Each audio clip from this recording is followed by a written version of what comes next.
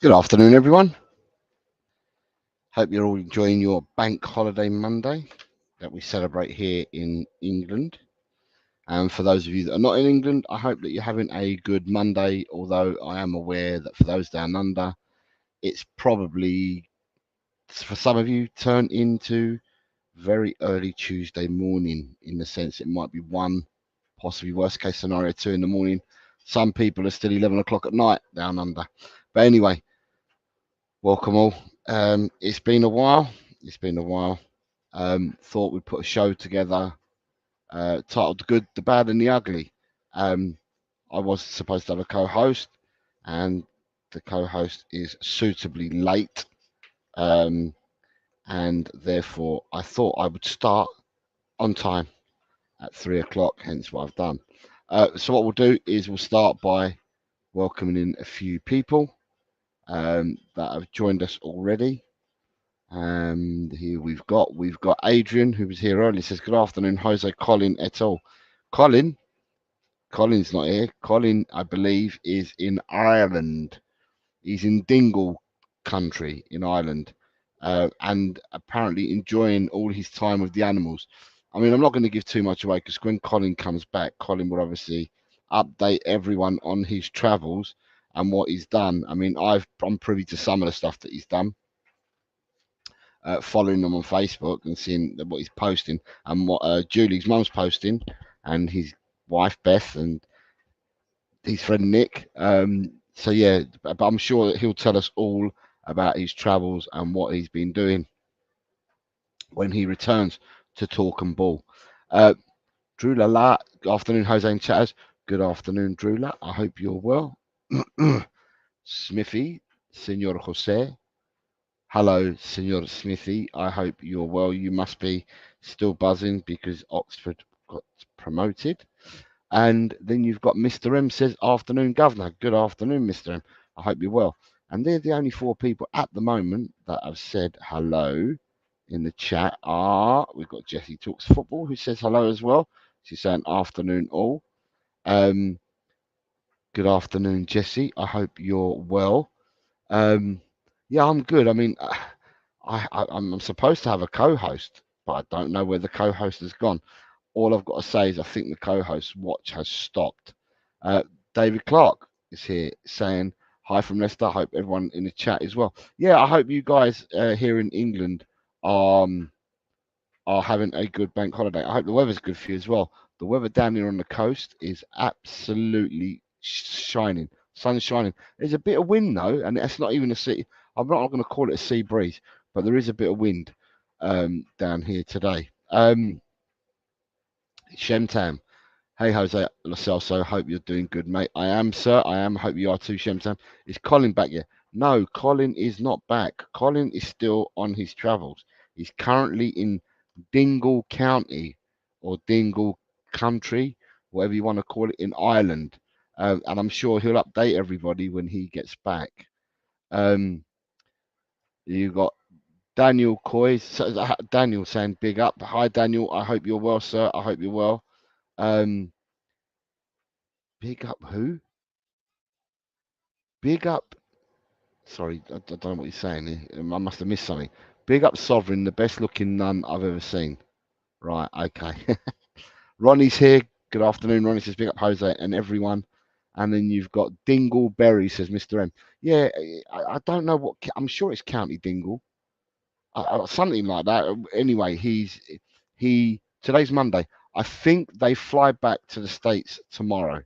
So I believe that he did from Tuesday to Monday, or no, it was early Wednesday by the time we got it. From early Wednesday morning last week till Monday, he was in the UK, and then they went to Amsterdam for 2 nights or for 2 days, and then from there they then flew from Amsterdam to Dublin, and then hired a car and drove down to Dingle. I'm sure that's what he's called it. Drove down to Dingle. So yeah, I'm sure that on Talk and Ball when he's back, he will do shows and he'll let everyone know what he's been up to. David Clark says it's 14 degrees in Leicester, sun trying to break through. It's already down here. I mean, I couldn't tell you what the temperature is, but The sun's definitely broken through down there, but it is a bit windy as well. Lee saying, yeah, Oxford is still beyond buzzing, Jose. All right, there we go. Did you just say Colin's dangling his dingle? Mynamic Dellen is here as well. Good afternoon, sir, saying hello. And Audio Artisan says afternoon, Jose, in the chat. So that's welcoming people in as we go along. I really don't know where the co-host is. So, and I haven't got my phone in front of me. Where's my phone? Let me just grab my phone a second. Just want to see if the co-host has disappeared somewhere. Not to be seen. Have I got a message from the co-host? No, I've got no message at all, so I don't know where the co-host is. Oh, let me have a look. Let me have a look. I did say to the co-host that the show would be at 3 o'clock, so I haven't got a clue. Let me just send them a text.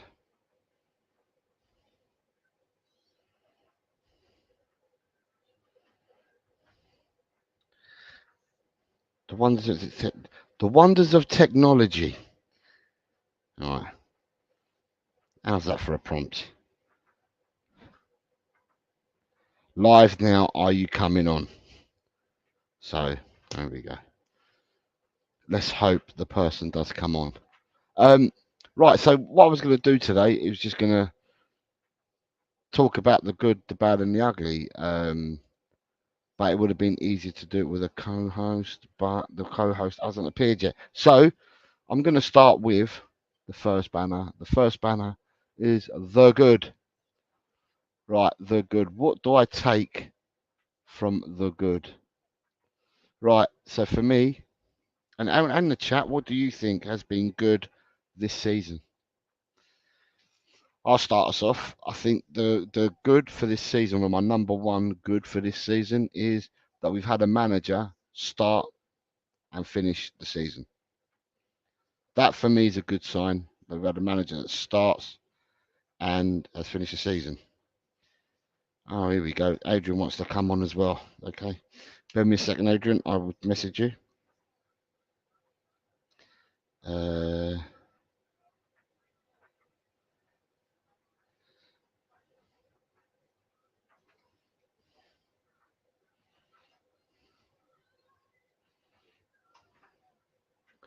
Forward link. These things don't work properly, do they?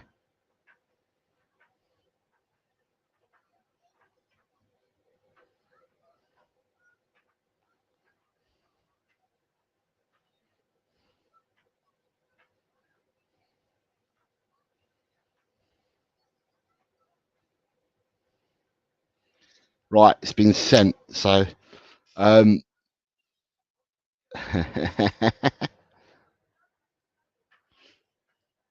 Drula, I'm not saying a word.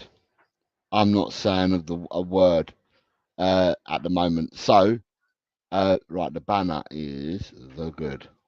So, yeah, so what has been good so far this season? And for me, I'm going to say the manager starting and finishing the season is good. Here we go. Mr. Schroker, how are you, sir? I'm fine, thank you. You look very well, sir, may I say. You do look very well and refreshed. Season's over, and I don't drink in the close season. Fair enough. Well, you do look healthy and refreshed. Yeah, I'm fine. So I've just kicked it off with the good. It's called the good, the bad, and the ugly is what I've decided today, because I haven't been on for a while. The season's over. It's been done. I didn't speak about the season when it finished last week, so I just thought, I'll talk about it today. And so for me, I've started with the good, and the first thing I've said for me on the good, and the only thing I've mentioned so far, although people have been writing in the chat, for me, the first thing that's been good this season is that we started and finished with the same manager. Well, the good for me, apart from that, was the first 10 games and the 26 points, which no team has done. That was the good for me. Not so much the ugly, because we didn't know if it was going to get ugly. I haven't gone to the bad and the ugly yet. We're still talking the good stuff of the season. So for me, the good also for me was the fact that we start the season without a world-class striker, and we finish 5th under a new manager who's had his first experience of Premier League football. So that to me is a positive. That is all good, you know. There is more good as well, because towards the end of the season, as much as fans says, oh, he's too stubborn, which I like, he should stick to his footballing philosophy, no matter what us fans think, and live on die on the hill by them. The other good thing was people said, oh, he's too stubborn, he doesn't change. Well, that's not strictly true, is it? Because I know through enforced injuries and suspensions, he had to change the team anyway. But there are other times when actually he has made changes at half time. He has made changes like after the hour mark. And all right, he's been criticised for making changes like 10 minutes to go or an extra time. Fair enough, right? But also with the players, you know, I mean, like, I think Andrew's coming for a bit of harsh criticism when it comes to like changing players. And when people was, I mean, like, because the team stuttered, but it was resilient when it had Davies and Emerson at centre back. It didn't collapse, right? I mean, we're all fearful of Emerson more than anything else, I think. And he tried Emerson at right. He tried Emerson at left back before he tried VDV there, because he probably wanted to try something. Right, we could have told him it didn't work. It didn't work, so he's learnt by that lesson, right? So then he plays VDV there. It works. He also took the 2 inverted fullbacks, I think it was, away against Liverpool. And more recently, what I thought was good, he did change things, because in the last game you see Decky playing at whatever you want to describe him, at number 10, false number 9, or through the middle or whatever. And the game before that, he played Maddison there. So he is adaptable. He's not as stubborn as people think. Don't be fooled, because these changes are. He would have given a lot of thought. And he's at the training ground, and we don't see him. We're not privy to know what goes on the train, who's looking good and who's not. So I think there are a lot of positives. I've always been a 75% glass full Spurs supporter. I've always been an optimistic one, not half empty or half full. I've always been 70, and I'm confident, and I feel good going into this transfer window, because I know we're going to bring in good signings. Hello. Hello, Ellie. Hello. Mwah. Mwah. Guess what I've got? You've got a Hi, Queen Ellie, hi, Pierre. I don't, Adrian, I, did you hear the apology? Because I didn't hear one. There's no apologies, just tic tacs. Right, let me put my hat on, because I wouldn't be a queen without my crown. Elsbells, it's quarter past 3. I know, sorry. My husband was in the bath, right? And he wouldn't let me get in there. So I normally get ready in the bathroom, and he goes, no, this is a man's cave now. Got to go upstairs. So this was at 10 past 3, 5 minutes ago. Look, the comment there. I didn't tell anyone who it was that was late. I was waiting for a co-host, and that was her comment at 10 past 3. Look, I'm going on holiday. Look, see, ready? Yeah. This is the Ray-Bans that I broke at Spurs. These were actually broken at Spurs, and Ray-Ban are going to very kindly replace them for me free of charge. Because I told them my story, and they said, we feel sorry for you. You are the queen, so you will, what? You get them free. Right, so the show, like I told you earlier, Els, is called The Good, the Bad and the Ugly. We started with the good. So I've started by saying that my first thing that's good is that we started and finished with a manager for a whole season. And then Adrian has spouted off about 3 more good things. Not one by one, but Adrian's gone in and given us 3. Adrian's a very expressive man. Yeah. Is there anything that you want to comment on about being good? Adrian was talking about. Adrian, remind Eddie what you were talking about. What your good was, because you said about 3 different things. Well, I mentioned the maximum points we got from 10 games. No teams achieved that. I mentioned the fact that Anjaz made changes, and he does make substitutions at half time on the hour mark. All right, he's been critical to making love-state substitutions. I mentioned the fact that to start a season without a world-class striker like Harry Kane and finish 5th is an achievement to be proud of, right? And I mentioned towards the end of the season what was more positive was his substitution. He took a while, but he then played VDV at left back. he also experimented with Decky through the middle, and he also experimented with Maddison through the middle in the last 2 games. So he does change things around. He said it in his press conference. Of course, I change things around, tweaks things. He does tweak things, you know. So yeah, I'm confident we'll get at least 4 or 5 signings in the window, and I think we will be rocking it next year because there's a lot of teams out there in turmoil. And Ellie, what about you? You don't have to tell us all in one go, but let's start off with the good. What's been good for you? Anything that we've said, or have you got something to add to what we've said, or have you got something new to add? Well, I like the playing style going forward, you know, all charge forward, and, you know, just be a little bit more disciplined at the back. That's all. That's all my message for Postecoglou would be. And I think we would have finished higher because the team were all guns blazing. I would say 7 out of the 10 games were excellent, and the 3 good games, you know, like I won't name them because it's too long, right? But you know, to have an achievement of getting 26 points from 30, I think it was, right? That was a very good achievement. It was a Premiership record, and Postecoglou was getting Manager of the Month 3 times on the trot. Now, I don't think any other manager's done it. So there was a lot of good in that, and we all got. I don't think we all got over carried away. Maybe some fans, but I think we kept our level head. The most of the experienced fans, that we weren't going to jump the gun and think we're going to win the league. But at the same time, a lot of other things were good as well.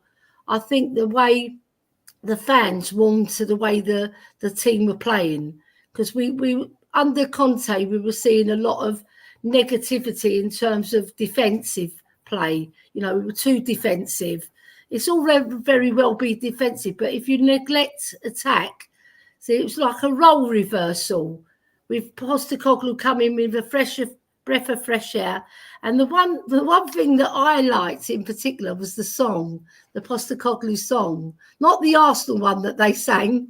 That was a bit of the ugly and a bit of the bad, but the song from Robbie Williams, I think that really it united the nation in a way to warm to Spurs and Postecoglou's style of football, because it was a breath of fresh air, despite people saying that, you know, how good is it, and putting dampers on it. You know, I sort of overlooked those comments, and I was looking at particularly the football rather than how well we played it for 90 minutes was questionable. But when we played it, we were hot. You know, when we were all disciplined in Postecoglou's system, if we'd kept that up for at least 70 or 80 minutes, I think we would have had a lot better season. That's what I take from it anyway. It's just there was pockets of play that weren't, you know, up to the scratch of the first 15 minutes, because we're like all guns blazing and then we're knackered. Some of those players couldn't handle it, the actual physicality of playing in the Postecoglou system. But he'll get them up to scratch, because remember, it's only his first year, everybody, right? So you need to give him time to gel the team, to get them fit enough to play that for at least, I think if we play it for 50 minutes, we can win most matches. Honestly, like, and it could be 25 in the first half and 25 in the second half, and we'll blow teams away with that style. Because all we need, really, to put the cream on the crop is someone to finish all the good work, because we've had a lot of players come in who have not been great finishers, and we've relied on Sonny, really, to pull one out of the bag. But he really pulled one out of the half bag, didn't he? He's got half a bag. We need another one to finish off all the good work that we did. Yeah, because everybody can criticise that we didn't score enough, or we didn't defend well enough. But when you think about it, that style of football, it can really take off if you get the right people in the right places. We'll be cooking, man. We'll be cooking. Yes, come on, you Spurs. So before we carry on with the good, just want to catch up with some chat, what they're saying. Mm-hmm. Smithy says the good has been Eric Dyer leaving. Paulio agrees with what you said earlier. Better football. David Clark saying that his 2 new signings are centre forward Francisco Evanilson from FC Porto and a defensive midfielder Ederson from Atlanta. Paulio, we haven't got here yet, but Paulio says the under-21s bringing Premier League 2. We haven't got there yet. We've only just started the season off. Daniel is saying, or Dan says, first half of the season was decent. The second half of the season was terrible. Siem Tam is saying the first 10 games were good. Manager wasn't fired in the first half of the season. And the best is nowhere this season were we managed by Mason. Drew is saying Mr. Schroeder looking less stressed because no Tottenham to stress him out. Tequila's saying hello. David Clark saying the good for me was the signing of Ange and Madison and VDV. Come on. Tequila echoes a comment saying Dyer leaving was good. I think it was excellent, not just good. you are the queen of lateness, is what your niece is saying. Yeah, I've got my posh bottle of water as well, by the way. And Drew says the very, very knowledgeable are Mr. Stroker. Yeah. Shemtam, hello, Ellie, I'm knowledgeable as well. Says hello. Shemtam is get the Queen in. Shemtam is hello, Mr. Stroker, and the amazing Queen Eddie Hoiberg, Benton Gorverna. Lovely to see the Queen. That's what I like. All we need now is the Princess, the Duchess, and Sir. Danny's got the right idea. Good afternoon, Danny says smash like and subscribe. He's got the good idea there. Audio Artisan is saying the trumpet player was good. Yes, he was. David Clark says Spurs have done the 60-61, 11 straight victories is just that. It was 2 points for a win. Back then, football didn't start in 1992. Daniel says over the season, getting 5th was good, but based on the first 4 months is why we got 5th place, because after November, our form was horrible and a lot of the team below us had horrible seasons. Danny's saying that he's all the better now that Maresca is joined Arsenal. Chelsea. Drula's reminding you that the song was called I'm Loving Big Ange instead. Yeah, I'm loving Big Ange instead. I'm going to star that comment that I've just got from David Clark. You're allowed to sing it later. Yeah, just the 100% says good afternoon all. DC saying Ange's system is totally flawed in my point of view, because any combination of our front three are just bloody hopeless, out of possession, and are not physical enough and don't work hard enough. I think they work hard enough. They're just not good enough. Daniel is agreeing with a comment from David Clark, so I'm going to star. DC says, Ellie, you do have the knowledge, but sorry, you are too sentimental to be a coach. That's a load of crap. And sorry, I'm hard as nails. You don't even know me. David Clark. and David Shear is here and says evening Jose Cobber. I'm sure he means everybody. Good evening, David. I hope you're well. I'll give it to him. So basically we're on the good at the moment, but with the good, I'll start 2 comments and I'm gonna put 2 comments into the bad section and then we can discuss it after. But I don't totally agree with the comments, but I've started them and we will discuss them in a minute. So carrying on with the good then. Adrian, anything more that we need to add to the good? Let me think. Or Ellie, whoever. Let Adrian go, because I'm just a sentimental coach over here. So for me, I'm going to say the good. Yeah. I'll tell you something about good. I'll tell you something that's really good. And the best thing about the club, our fan base, epic, absolutely epic. Home and away this season, louder. Fair play to introducing the trumpeter. I mean, the response the team got against Chelsea at home was fantastic. To cheer, all 4 sides of the stadium cheered the team. We lost 4-1. At 2-1 we could have gone on. We had chances to win the game with Sonny and all that. And we got 2 late goals in the very dying minutes of extra time. So that to me was that's what. Although we were riding high at the time before that game, that told us this is Ange ball. This is Ange ball. This is what Ange wants from the team. So I thought it was fantastic. I was there. I just thought it was fantastic. Yeah, true. So you've also You're got not getting too sentimental there, are you, Adrian? good afternoon.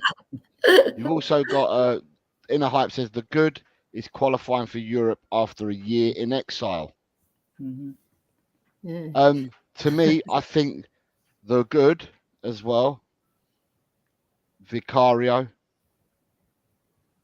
Van der Ven, Udogie,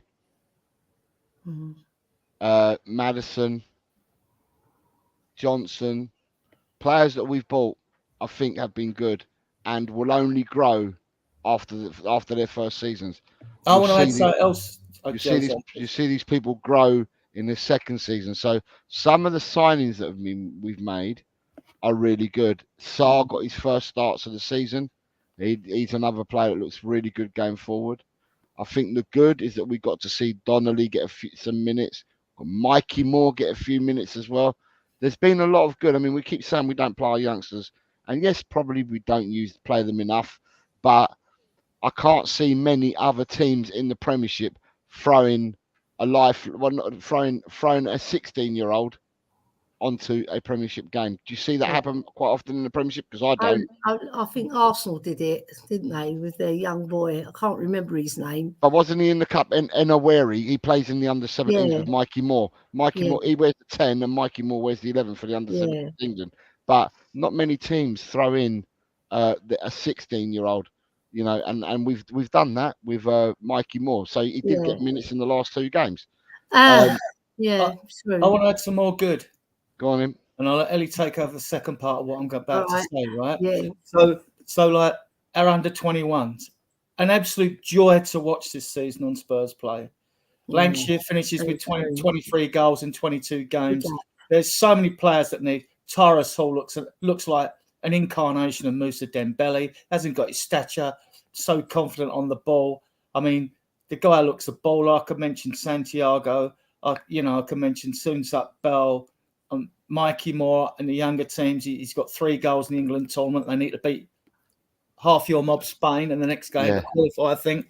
Right? I mean, they've been. I mean, there's too many players that have been good. I mean, that's without Dorothy playing because he's injured, and Devine and Phillips. I don't think they were allowed to play. I'm not sure how it worked. The disappointing thing about the whole Premier League 2, only one disappointing thing about that was the fact that we win the league. Now, I don't know if you get a trophy for it. They did have 2 trophies. They had 2 trophies yesterday on the show. All right. They got presented with 2 trophies. If there weren't 2 trophies, if there aren't already, there should be. One for winning that league. Because if you're forced to be if we'd have lost that game against, and I actually thought Sunderland were as equally as good as us, if not better. That Watson, their winger on the left, I thought. He's top player, isn't he? He was superb. He looked superb, right? Yeah. But, you know, what it was, our quality going forward, we've got more quality in our players. We might not be as physical as a team like Sunderland, but we have so much more quality that that you know, you can be battered for 89 minutes and win by 1 quality move, you know. And we broke their hearts, you know. The other thing I want to mention is the ladies' football team. They haven't been around that long. Ellie will know more about this than I do. But for Grace Clinton to get the Supporters and Player of the Year, and you know, to me, Martha Thomas gets legendary status for scoring against Arsenal in a 1-0 victory. So I'll let Ellie talk about the positives now about the women's team.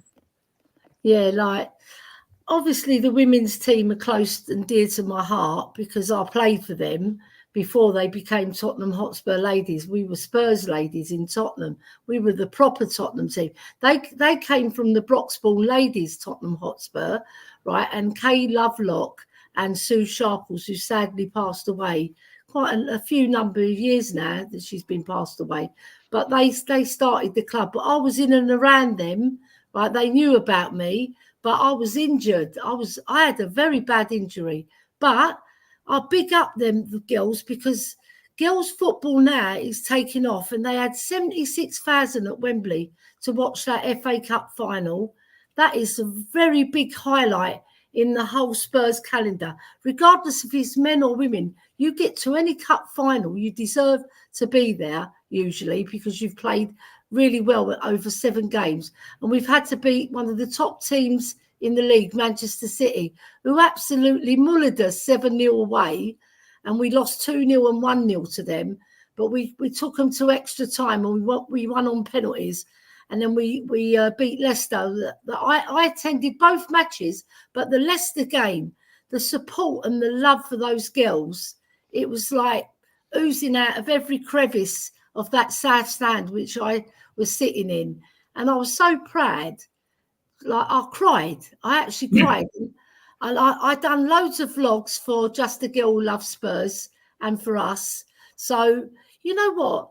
It takes you a lot. Like David Clark made a comment about me being sentimental. I love being sentimental, but I have got a passion as well for football, and it does show in everything I do.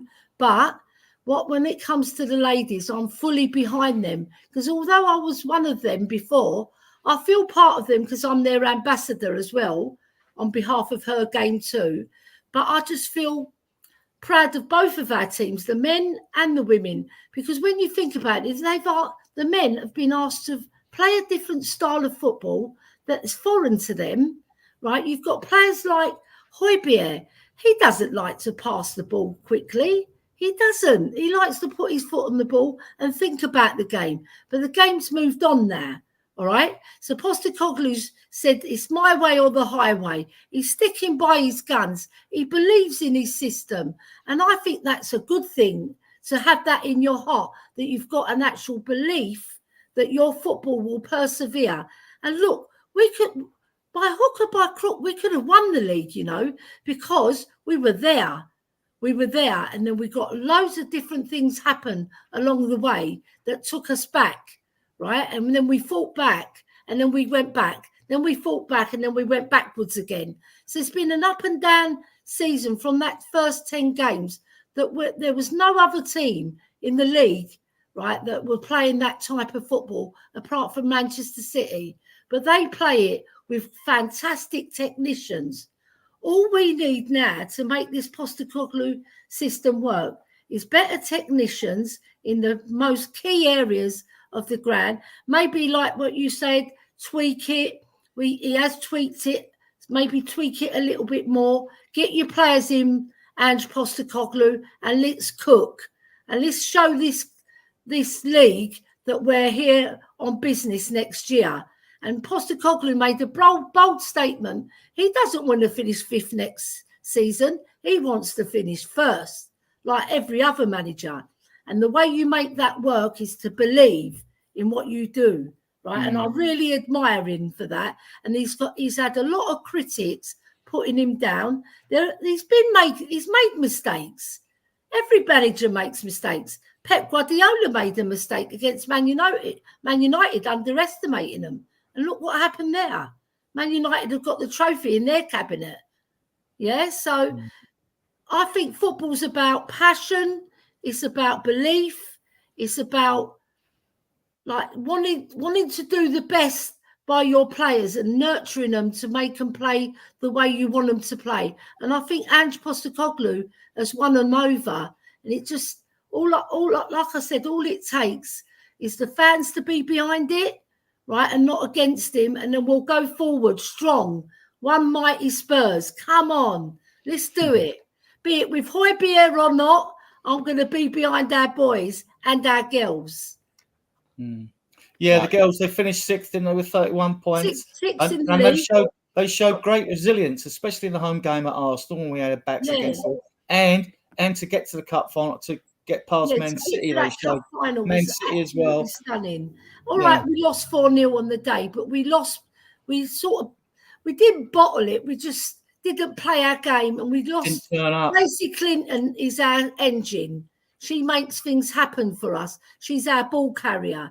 If you haven't got your ball carrier, sometimes the play breaks down, and all the other girls didn't play to their standard. That happens in football.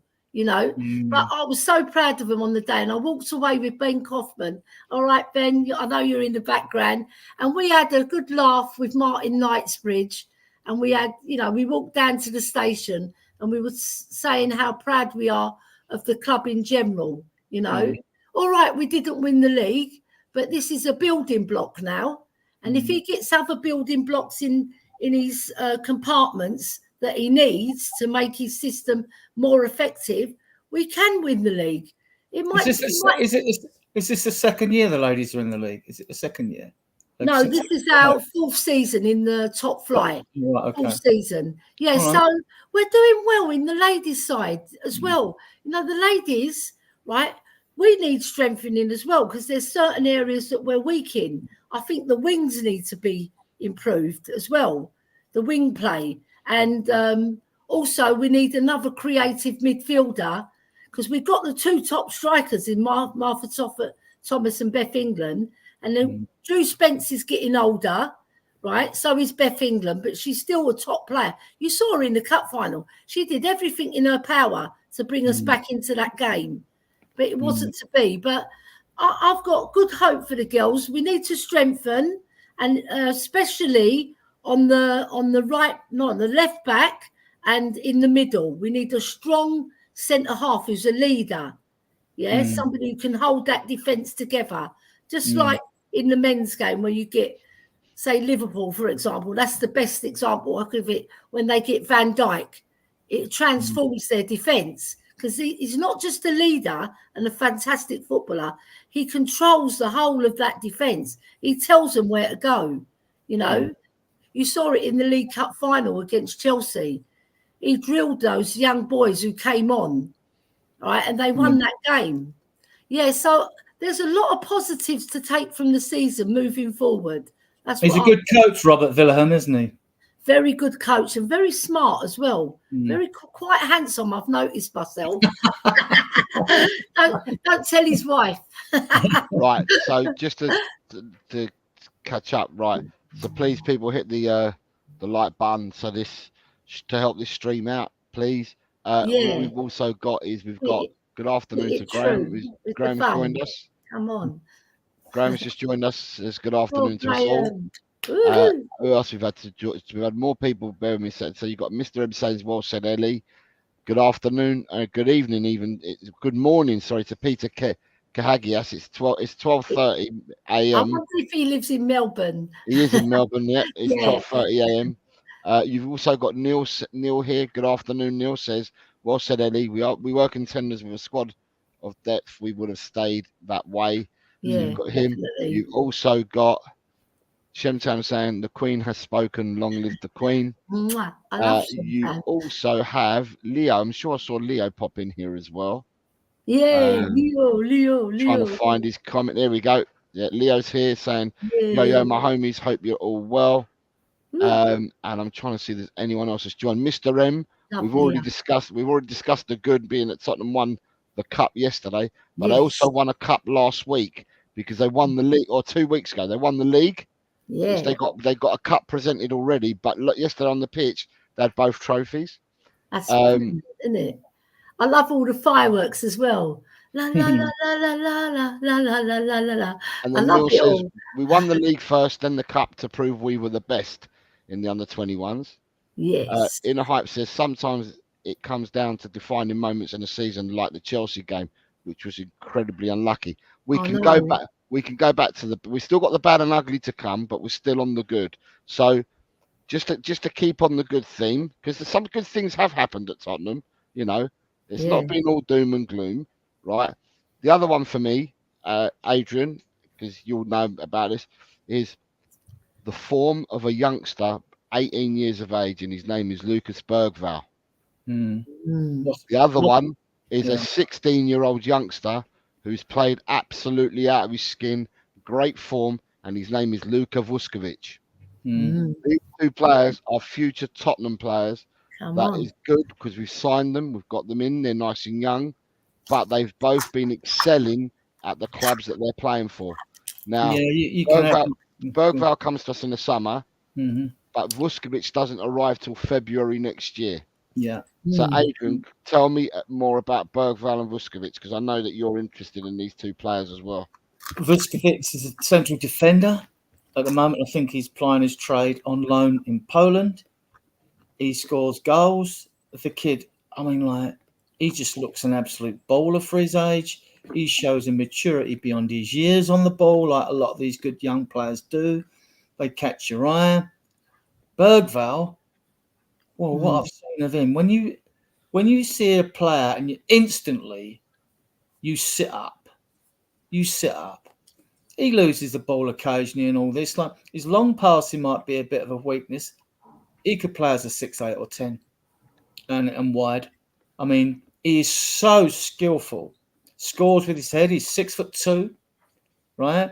He's a unit. I think they put all these Swedes and people from Scandinavia, the kids, in grow bags when they're young. You know what I mean? They all turn out. They look like they come from the land of the giants. Like, you know? I mean, they're eating Swedish meatballs, Graham. Yeah. They're eating the corn on the cob.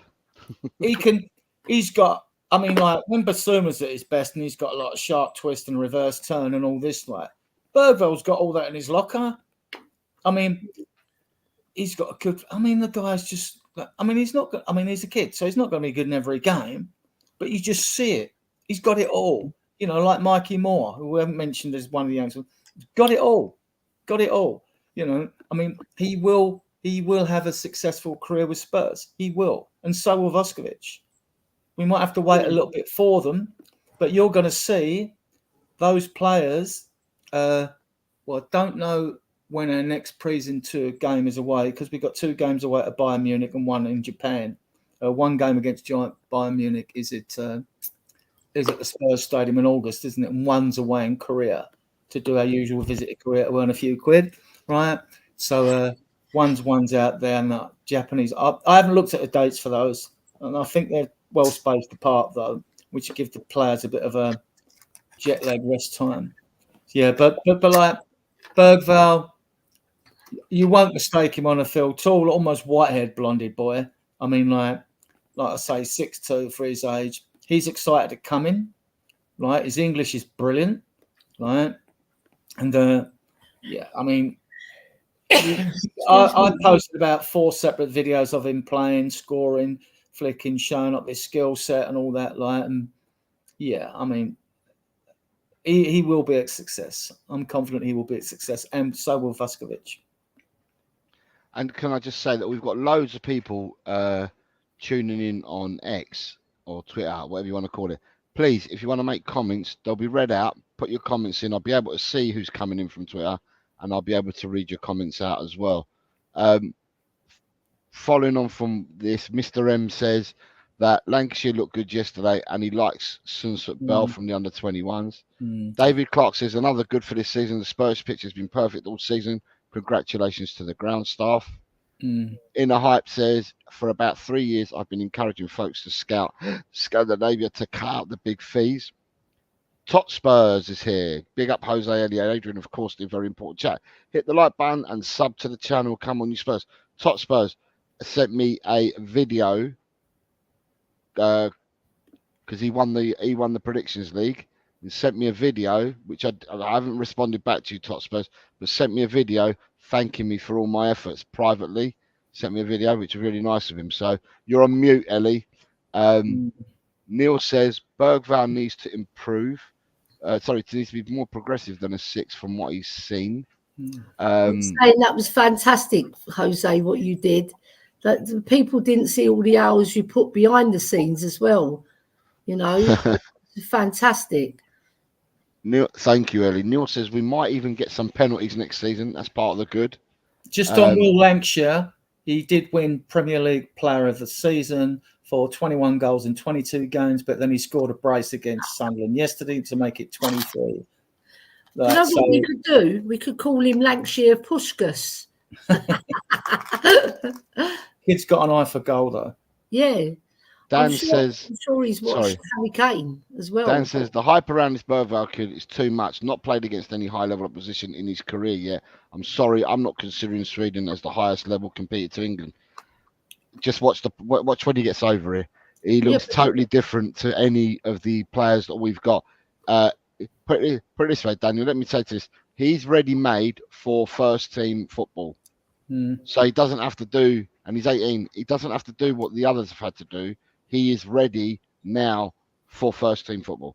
So he won't be going with the under-18s. He won't be going with the under-19s, 20s, 21s. he'll be playing first-team football. That's how good of a player he is. He'll play on the pre-season tour. He will play on the pre-season tour. Whether he's so will Mikey Moore. And so will Mikey Moore.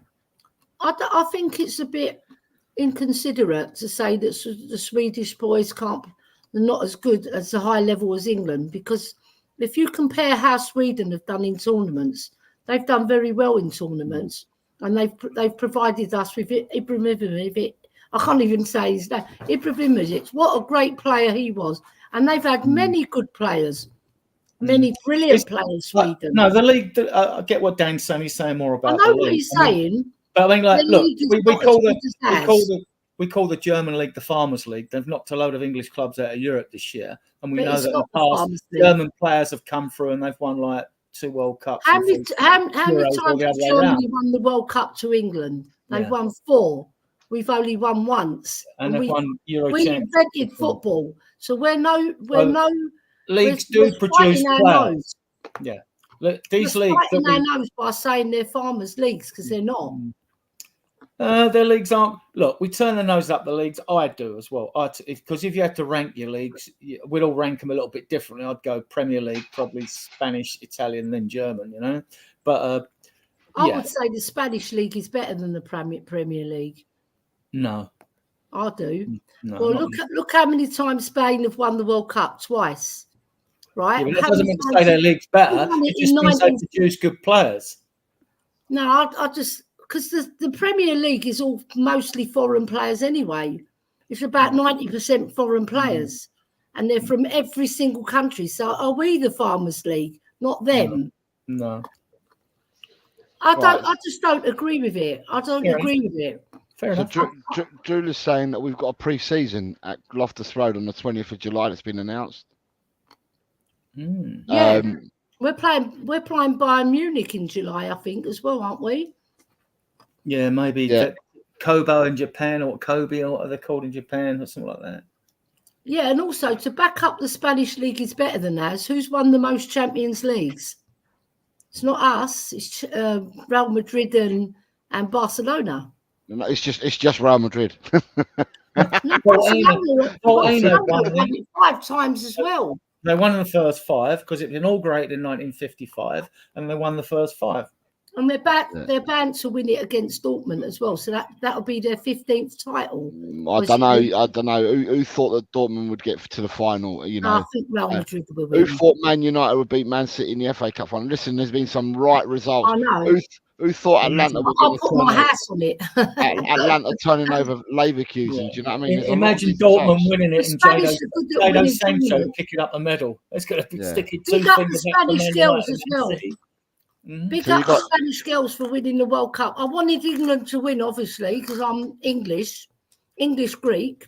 But Spain won it, and they won it fair and square as well, because we didn't turn up. And then you've got David Shear says, let's get me to 400 subs and beyond. Loves my work. Thank you, David. Pramvat is here saying, we did it, guys. Let's go. David Clark saying, Bergwall teaming up with Maddison next season will bring the best out of Maddison. Pramvat is reminding us that they won the FA Cup and he'll see us in the Europa League. We've got Rob Belcher's here. Good afternoon. Rob says, good afternoon, lovely people. And Adrian. Alan's here. Somewhat lovely then. He's lovely. Alan, who's Racked Dust Madness, says, good morning, Jose, Ellie and Adrian. Hi, Alan. Mr. M, Jose, can you forward this to Daniel Levy, please? Ezzy, Paulinha, and Gisseri, please. Garassi. Yeah. That'd be brilliant. Well done. Top Spurs is saying, Jose, it's the praise you deserve. No, I haven't responded back to your video, mate, and I will do, but it's a nice touch. Thank you very much. Neil says, got to get ready to start work now. Have fun, Coys and Ange, we trust. Thank you, Neil. Yeah. Mr. M is saying, how old is Bergwall again, and at what age will he make his debut? He will make his debut as soon as the Premiership season starts. He will be part of the first team squad. He will get game time. Yeah. Mr. M. He is a really, really good player. He's not a player that you've bought to then pad out and not give an opportunity to. Andrew's got a decision to make because he's so versatile. You know, he can play the attacking wide on the right. He can play as a 6, 8 and a 10, but it's a question of Bergwall. how he play. Well, if you're going to pick him, you're going to have to wait and see who we bring in a transfer window, because if we bring in a midfielder in or two midfielders in either with a striker, right, then that might determine where Ange decides to play Bergwall. You know, there will be times we're in Europe, he'll get game time. If you're good enough, if you're good enough and you're young, it doesn't matter. If you're good enough, look at Glenn Hoddle, 17, made his debut. What a fantastic, the best footballer we've ever had.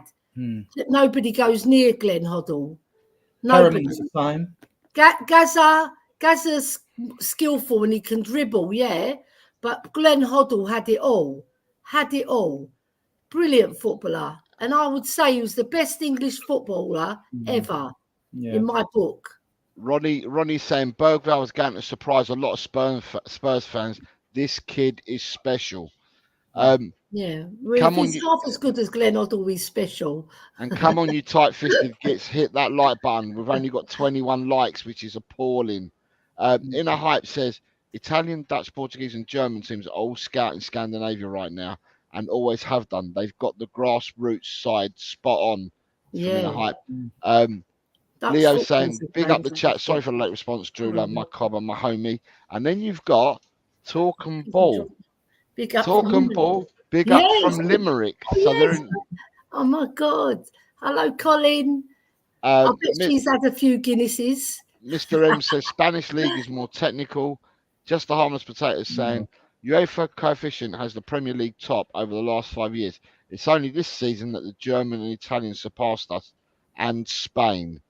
Ronnie is saying unbelievable Porro left out the Spain Euro squad. Spain have got that many, but they've got that many good players, Spain. Yeah, but Porro should be in, man. Just for sheer energy. He's fantastic. His passion for football is second to none in that Spurs team. He goes like this, he pulls out the back. He does a Jimbo, doesn't he? Come on, you fucking Spurs. And then Colin Talking Boy saying big ups, I'm off to tour a castle. Inner Hype says to save money on after school, the kids in Scandinavia get bused to the Astro and both sexes are mixed in together. Oh, that's good. And then also you got Daniel saying, I think it's to me, he said, Jose, I'm just wondering, mate, how many times have you watched the whole 90 minutes that Bergwall has played and not just the quick clips? No, I've watched the clips.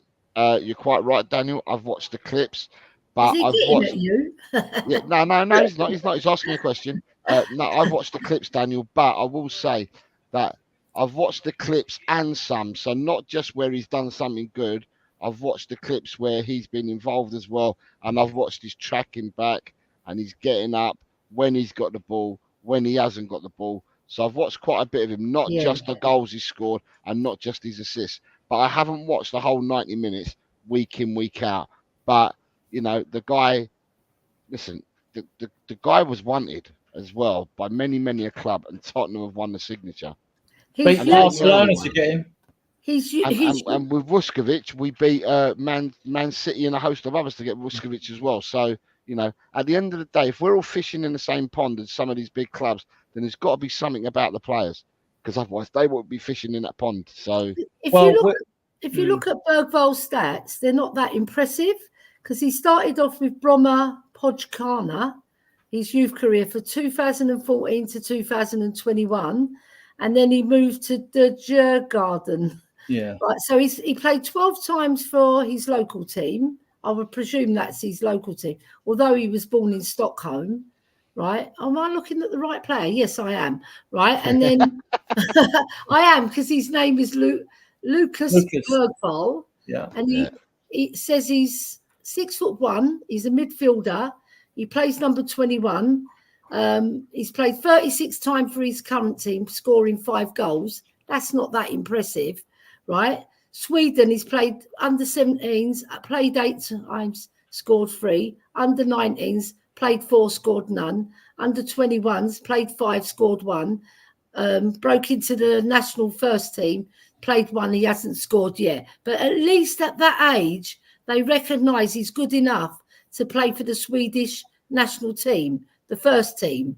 So they see something in the player, and obviously our scouts have seen him, and they've they've pinpointed him as a player that we can nurture and bring into the Ange system. And the That's clips the I've most seen, important thing. I haven't watched the 90 minutes, but in the clips I've seen, the way they've used him has changed in games. And say like a second half, he's been moved to do a different role, and he's versatile that way. And then 5 goals in midfield's not bad in that amount of games. I wish our midfielders could get 5 goals each. You know, Romero's our top defensive scorer, right? So like, no. How many did Maddison scored? He scored more than 5, didn't he? Yeah, but when you talk about when does Basuma score? I think Basuma doesn't score goals, does he? That's not his game. I think he scored 3 goals in his whole career. That's it. I mean, Sarr and Bentancur need to chip in with more. Yeah. And you've got, so Paulo says, I get sent all Bergval's videos, and Inner Hype saying, I've watched Bergval for years because of the Swedish connection at Celtic. David Clark says, typical Spurs fans putting a downer on the kid, and he's not even got his feet through the door. Right. Have we got any more good to talk about? Or is that it? Is there any more good that we can say about the season? Yeah, there is. Go on then. Go on, Ellie. You want to go first? Go on. Yeah, I don't mind. I think the good is, like in the stadium, right, there's been optimism, right? And it's like an air of optimism, like you can feel it. But when I went there when Conte was in charge, I'm not saying there wasn't any, but it was a different type of, it was like, oh, here we go again sort of thing, right? And it was like a predicted thing but with this team, we were quite unpredictable. A lot of times you didn't know what you were going to get. And I know that some people say that's bad because we haven't got any structure, but the structure was there from Postecoglou. It's just the players lost their discipline and some of the players lost their desire for it. Because when you think about it, you've got to run a lot in a Postecoglou team, right? And some players, they don't pull their weight. But the good thing is that Postecoglou didn't throw his team players under the bus like Conte did. He takes the blame on his shoulders. He said it's his fault. He's a big enough man, not just in stature, because he's a big Greek guy, isn't he? But Greek Aussie, I'd say, because we've got a lot of Aussies in our chat as well, right? But he talks straight. You know, we're not lost in translation. We know what we're going to get. And we know what he can deliver. But what he was saying about the remote control business, I need the remote control to put my players into position, right? That with all this gelling of the team, right? Some of the team didn't do what he wanted them to do. And that's why he made that comment, you know. But I think the good thing is he didn't throw him under the bus. He kept on working. He kept on working until he got them back on track. And then we fell off the wagon the last 6 games, didn't we? Right? We only won 1 out of our last 6. But when you think about it, we were playing very good teams then. Yeah, so you didn't expect us to win all the time. But I just think it was great that he stuck to his guns and he didn't throw all the players under the bus. And he's a very straightforward, hard-talking man. And he speaks the truth. He's from his heart, you know. And I think that's very good to have a manager like that who believes in his players and won't throw them under the bus. Yeah, I want to add more good. And my more good is the form of our back 5 this season. I know you, Doggy, suffered a bit of form, made a few mistakes later on. He's got this injury now, but he's a fantastic player with such a high ceiling. Porro, who when he first came and I watched him play in a position, I was highly critical of Porro. He's improved defensively. He's technically excellent on the ball. He can chip in with a goal and out. I still think he's more of a wide midfielder, number 8, than I do as a inverted fullback or a wing back, but we're not going to play a back 5, as Danny always says he's a wing back, really. So then we move on to the 2 real shining lights, which are, 3, VDV, Romero, and Vicario. Now, I know VDV's got the supporters player of the year. I get that his pace, he looks a bit more exciting. But to me, Romero, look, Romero is twice the player of VDV, in my opinion. He's better on the ball, better in the air, reads the game better. Everything about his game is better. And I'm not bothered. I mean, a good plays.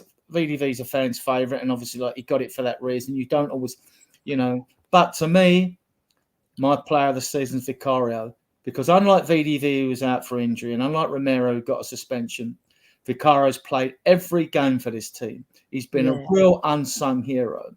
And without some of his saves, without some of Vicario's saves, we would have probably finished halfway down that table. Yet VDV, I get it. It can be a generational thing. It's a kids thing. You know the way they're going to vote. Yeah. Someone that looks a bit sexy is going to get the vote. If he had scored a few more goals, he would have been sexy as well, though, I still would have said that Vicario.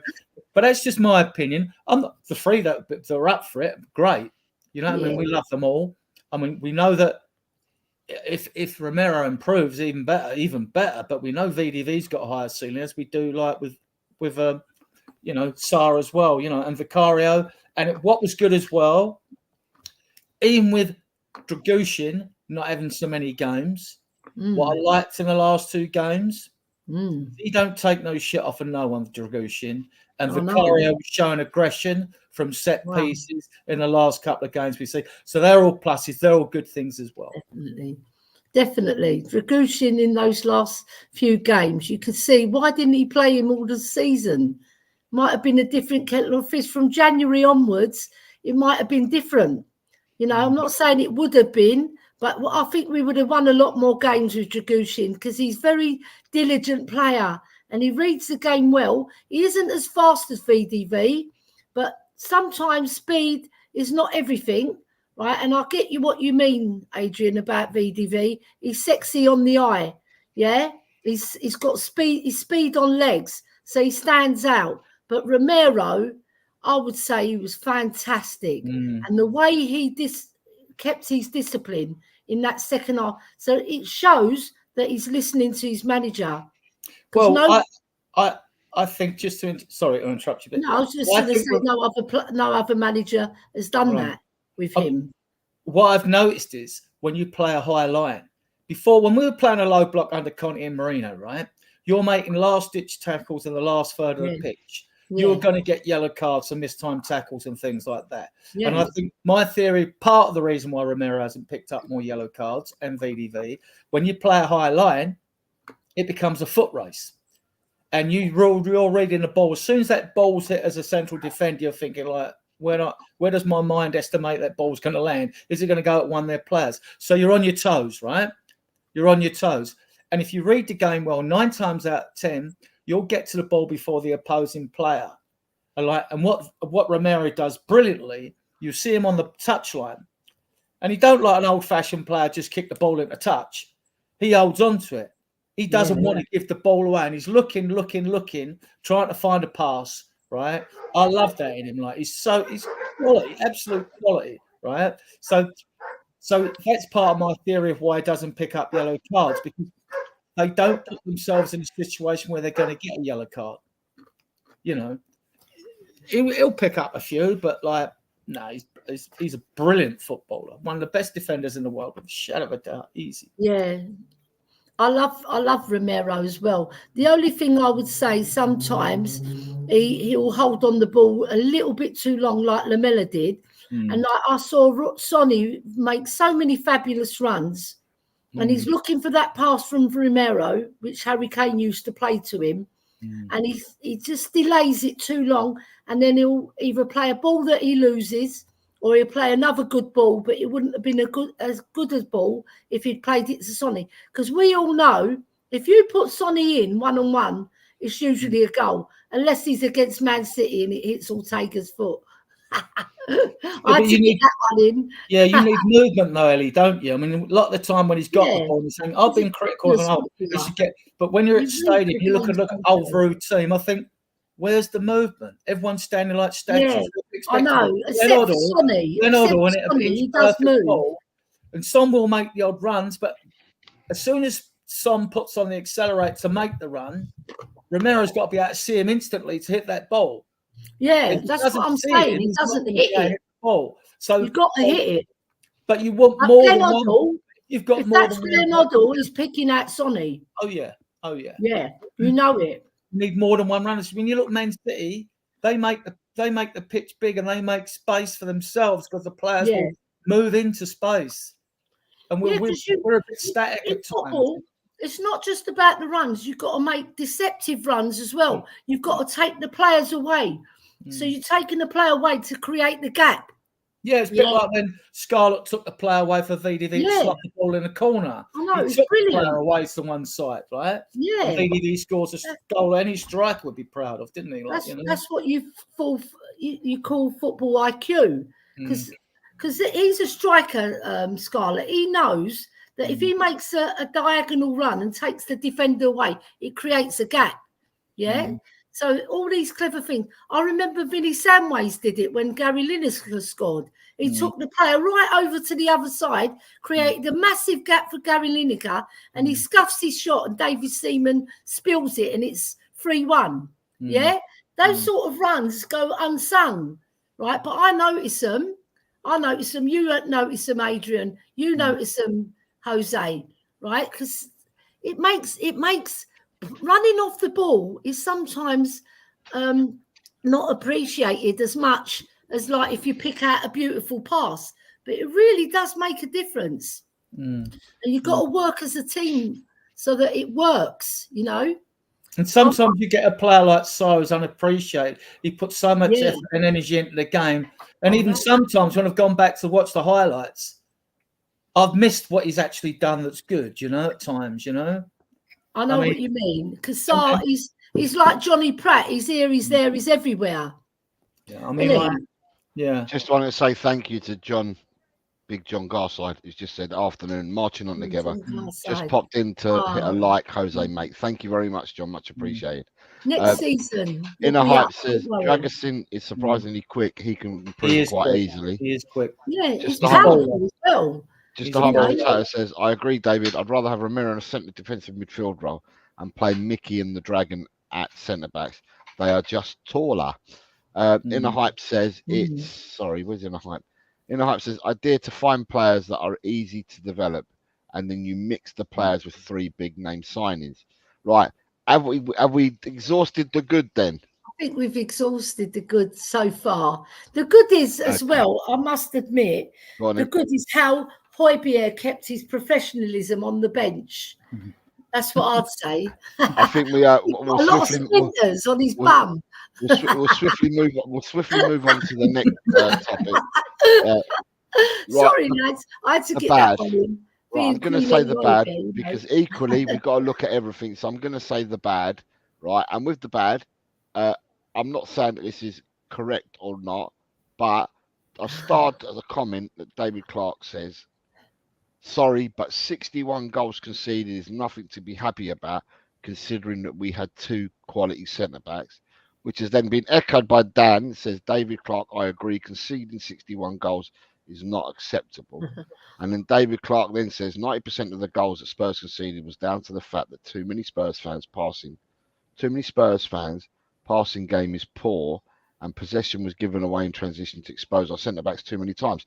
Now, that I'm going to put that down as a bad because a lot of people from the the chat said this, right, on the bad, right. What I will say, right, I know that you're a stats person as well, Adrian, but football in the Premiership's changed, Adrian, hasn't it? And dramatically. Definitely. So the football in the Premiership is not sneaking out a 1-0 squeaky bum win. Football now in the Premiership is about winning 5-4. In my eyes, the Premiership is all about goals, and it's goals you score and goals you concede. And the reason why I say this is because when I look at the goals conceded, Arsenal conceded 29, Man City conceded 34. Then there's a jump to Liverpool with 41, and then you've got Man U and Crystal Palace 58. Then we come in at 61, along with Aston Villa. Newcastle conceded 62, along with Brighton. You've got Chelsea conceded 63. Wolverhampton Wanderers and Brentford conceded 65. Nottingham Forest conceded 67. West Ham finished 9th, conceding 74. Oh my God. Then you've got Luton 85. Sorry, Burnley 78. Luton 85. Sheffield United 104. Wow. Now, so what this tells me is in the league, it's about scoring it both for and against. The goals have gone dramatically up. I mean, if I looked at the goals scored for column, you got Man City scored 96, Arsenal scored 91, Liverpool got 86, Newcastle got 85, then you got 77 Chelsea, 76 Villa, then us on 74, and then the list goes down and down. So at the end of the day, it's about teams scoring and conceding goals.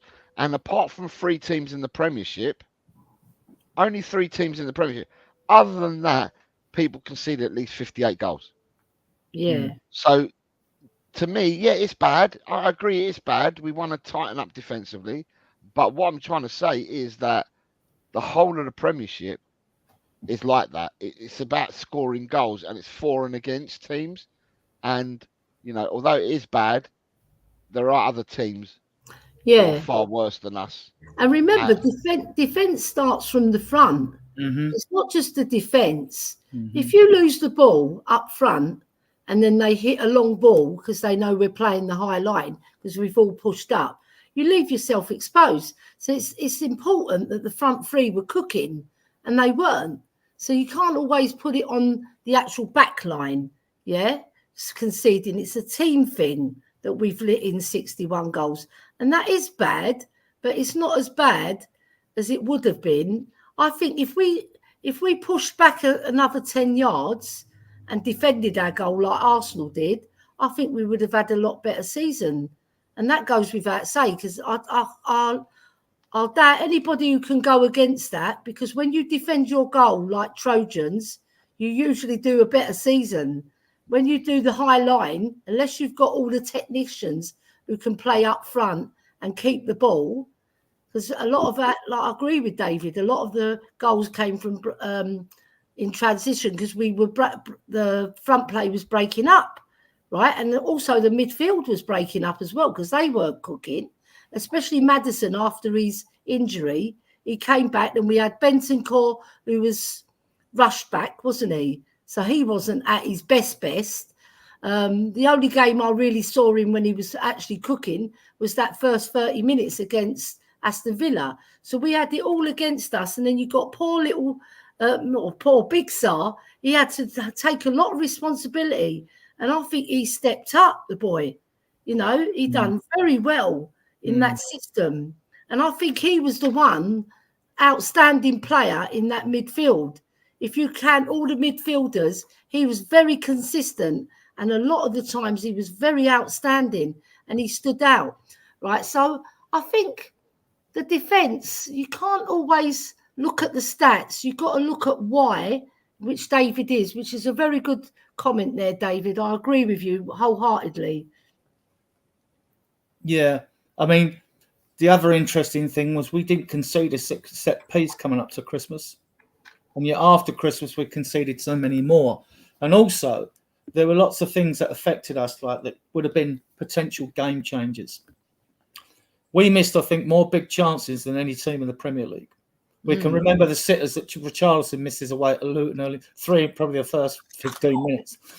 We were in situations like that where we missed. I mean, Brennan Johnson misses one from 2 yards out. We won the game against Sheffield United. These are just examples, right? If you put a few of those away, you change the course of the game, then you don't concede. You probably go and win a game. Because we was all waiting. The course of your season as well, Adrian. We was all waiting. We always thought under the end system, I was waiting, we're going to spank a few teams 5-0 here, 5-0, 5. It didn't happen. We got Villa away 4-0, right? But it didn't happen. It should have happened more. If we'd have buried some of these big chances that we missed, and we missed so many. I mean, you look up the stats. I don't know how many are when it says Spurs missed big chances. Have a look, you two. Yeah, see how many big chances we missed, right? And on the basis of what Jose's just said 74 goals, so 38 games. 76 goals is 2 goals a game. So it's not the fact that we ain't scoring. You're scoring 2 goals a game. You should be winning most of them, drawing some of them, not losing many of them. We should have finished higher. You know, fourth was very well in our grasp this season. It was in our control at one time. But missing those big chances is what's cost us. So that front line needs to improve. I've said it all along.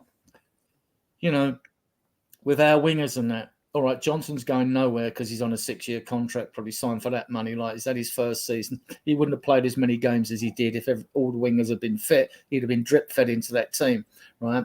But he's still got 5 goals and 7 assists or something like that, which isn't bad for your first season. Werner, on the other hand, I don't want him, right, because he can't score. He's not going to turn into a finisher now at his age, at 28, 29. We were 6th in the league, Adrian. Like people said, "Oh, we should get Adam Traore. He gets bums off seats." Yeah, if Adam Traore's getting the ball, I'm getting off the seat. I'm going to the toilet because I know nothing's happening, right, with him on the ball, right? Seriously. I mean, if we talk about bringing Pedro Neto in, fans all to say, calm yourselves, right? I like the player, but he's injury prone, and that's the main thing.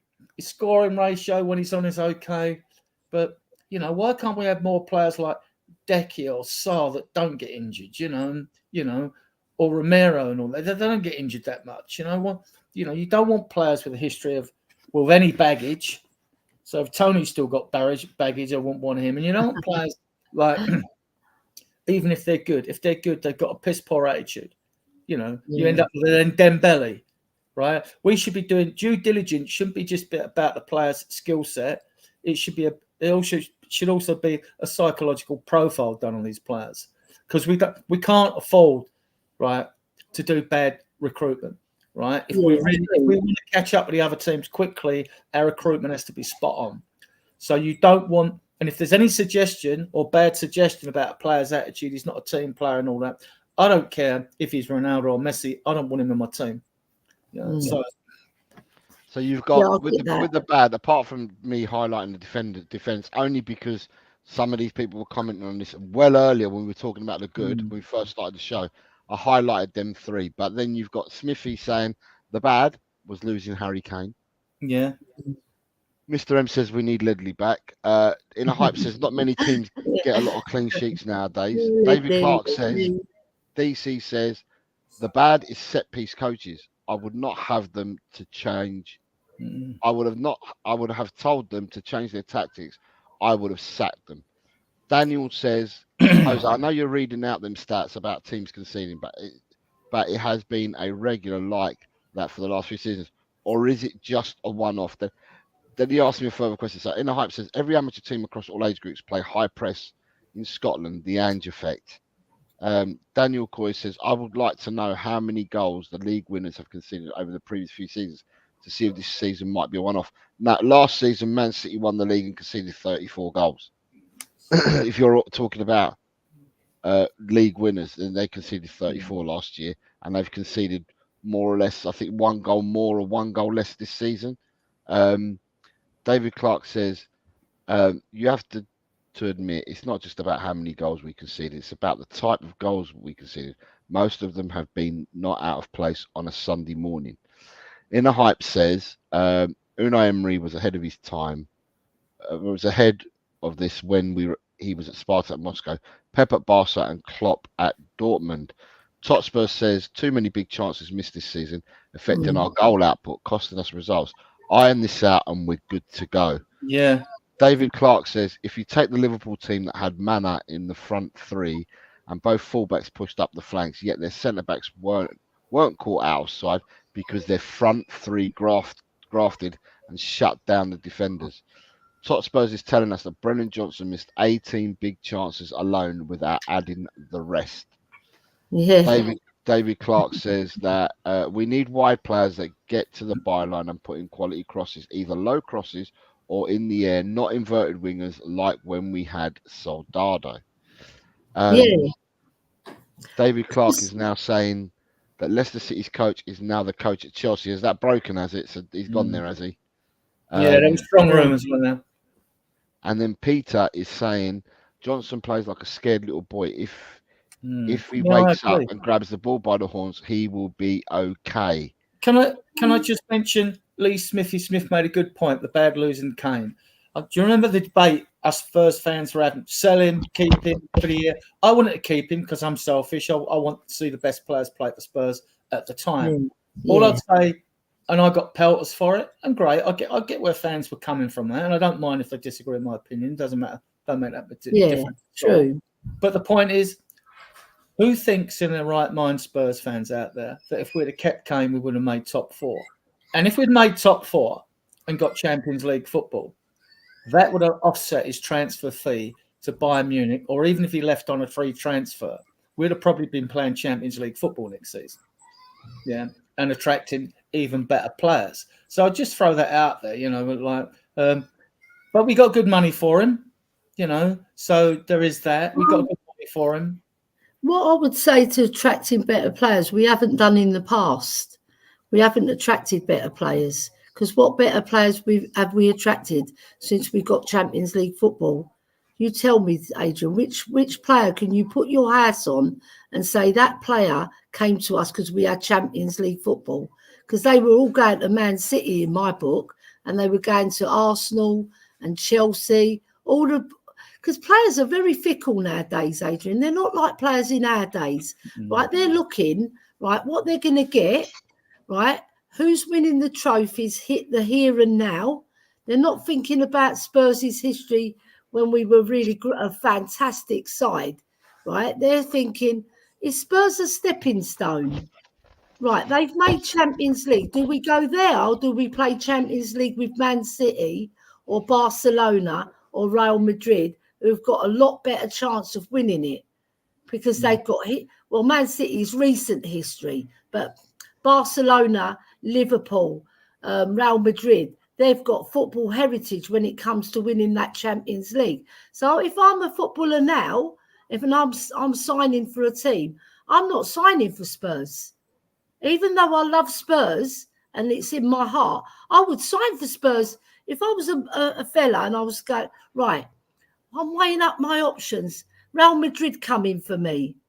I'm going Real Madrid because I know they're going to win the Champions League more often than not, because I think this is going to be their 15th title. I'm only going to Spurs if I'm a youngster and I'm finding my way, like Bergvall. He wants to make a career for himself. So it's a stepping stone, right? And that is the reality of the situation at the moment, because Manchester City have cornered the market in England. They're winning absolutely everything. And we won't get the first bite of the cherry, will we? We're getting the fourth or fifth bite of the cherry where we are now. And that's why we finished fifth. Yeah, but on the question of the bite of the cherry, it's the question of what Ange wants for his system. And he also seems to be something of an age proviso in his dealings, because I don't think he likes going for players that are 28 or over. I think he's looking for more anything up to the 25, 26 max, where you can give them a 5-6 year contract. This Tony's 28 coming on 29. Spurs not going to play 60 million for a player like that, right? And I'm not sure he's over his baggage issues or whatever. And then there's talk of 250 grand a week. Well, he can go and do one if that's true. Oh, no. Because he's not getting. Spurs don't pay the wages either. It's like if you buy Werner, it's not 15 mil. If you give him a 2-year contract, you've now doubled that, because he's on 165, rumoured to 185k a week. So that contract is now 35 mil. We can do better for that sort of money, right? We paid last year 251.1 million in wages. We were the fifth highest. We paid more wages than Arsenal. Now, I think our squad's bigger because I think it's bloated. It's probably got about 35 players with the players on loan. So that's probably the reason why, right? In that part of the argument. But we pay the wages. And when you consider the work we've done, we didn't buy one player in 518 days under Pochettino, right? Not one. Scandalous. And since the stadium's open, get this, because I want you to name the good ones, like you rightly said earlier, right? We brought in 29 players since the stadium's open and spent £685 million. Yeah, average out £137 a season. Now, we know that it's true because we've had all the reports saying, Spurs have spent 600 million plus. There's been loads of sources have said that. And with 137 million pound a season, our recruitment should have been much better. You know, we got like Lascelles and Richarlison and what's name in for 60 million, like so, and Dombelli and all that. Now we know the recruitment's been poor, but recently we failed a lot better in the transfer market with our recruiting. We have failed a lot better getting a new Doggy, Vicario, VDV, Porro. Finally, actually, we only signed off on Decky this season. We'd already bought Bentancur, I think, on the cheap. We got Bentancur for peanuts, and I think he's our best midfielder when he's fit, right? Yeah. So and all that. So 130. Now you don't need anyone that tells you we could spend 400 million. We could spend it. We can't. Not under the new rules, which are going to be ratified in June. And they're very simple, the new rules. They're quite simple, actually. You know, basics like what you earn in the season against all your football-related income. What's left? We've got 200 million left. If you're in Europe, you can spend 80% of that. We are. But if you're in the Premier League, you can spend 85% of the figure. So if Spurs had 200 million left, it means we could spend 160. Because now, right, which is more than the 137. But we did have our best ever revenue season last year. 500, right? So if that's the figure that's left, it's not exact. It's just an example, right? For people that are listening. So you can, with that, say it's only 100 million, right? Let's go really bottom, 100 million, right?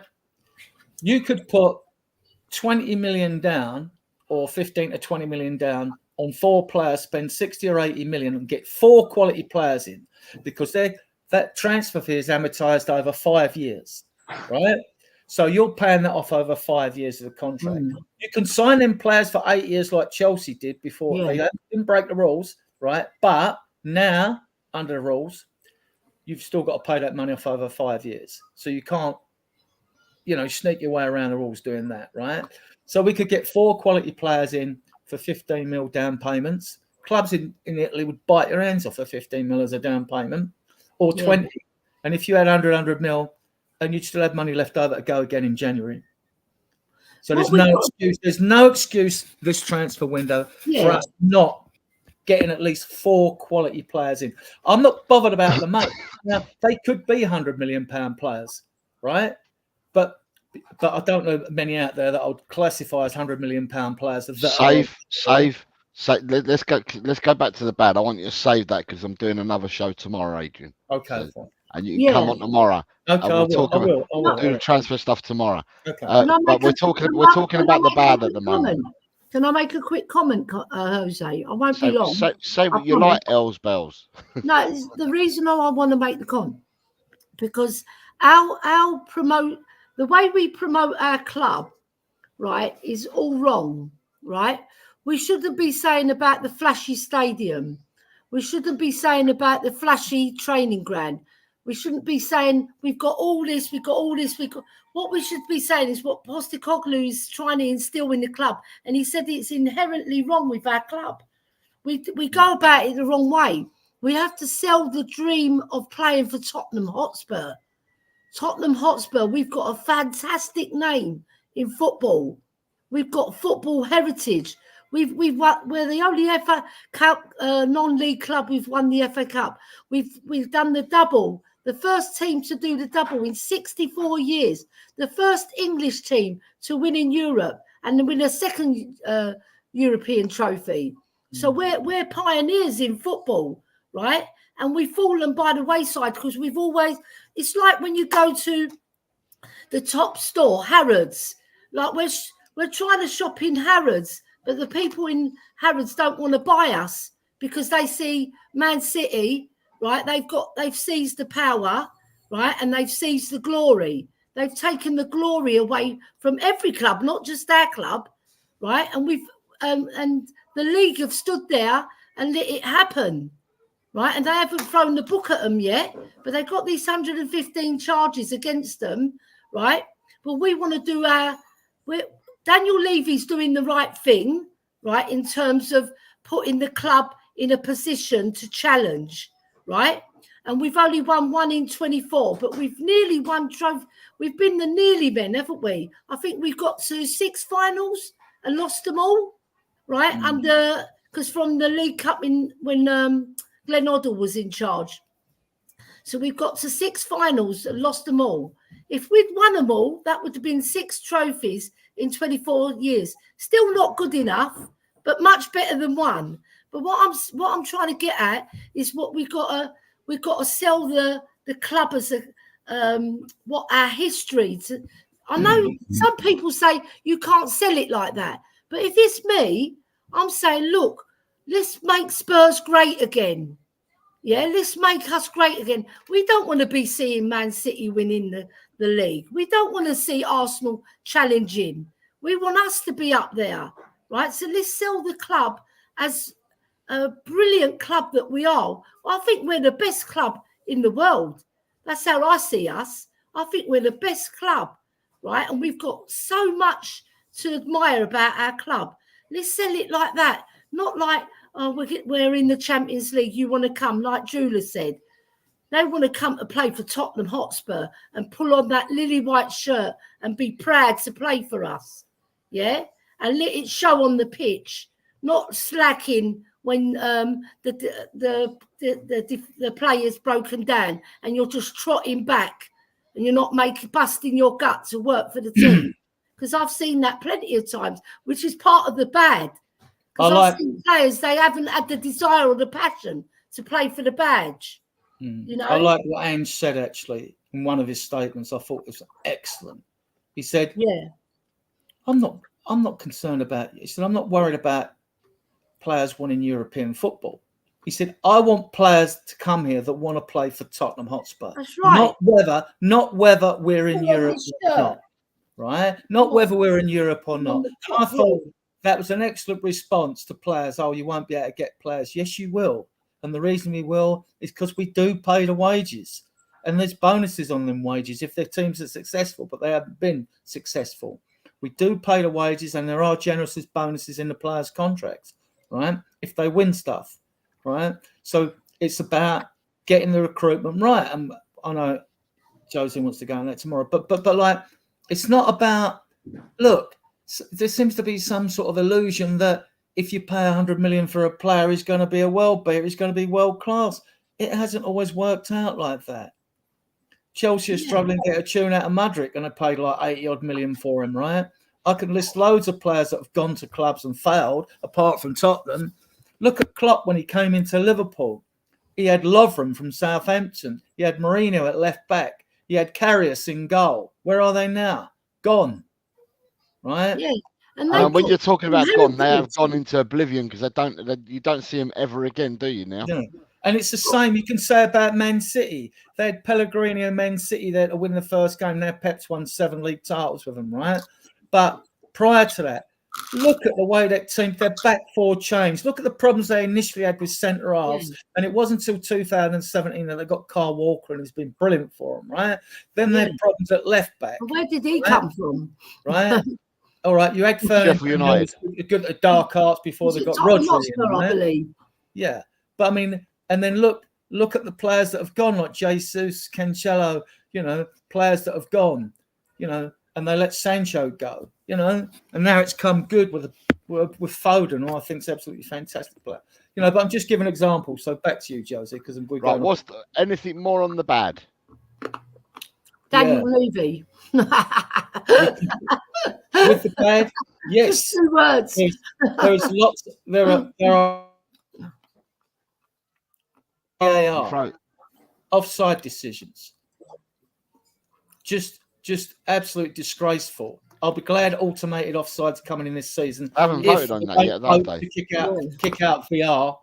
Whether they haven't voted it. They haven't voted on it yet, have they? No, they haven't voted on. They've got to vote on the squad cost ratio as well in July to come away from I was talking about the VAR. That's going to be voted on. But apparently, I think that they're saying the odds are that it's going to stay, that they won't get the 14 going for it to get out.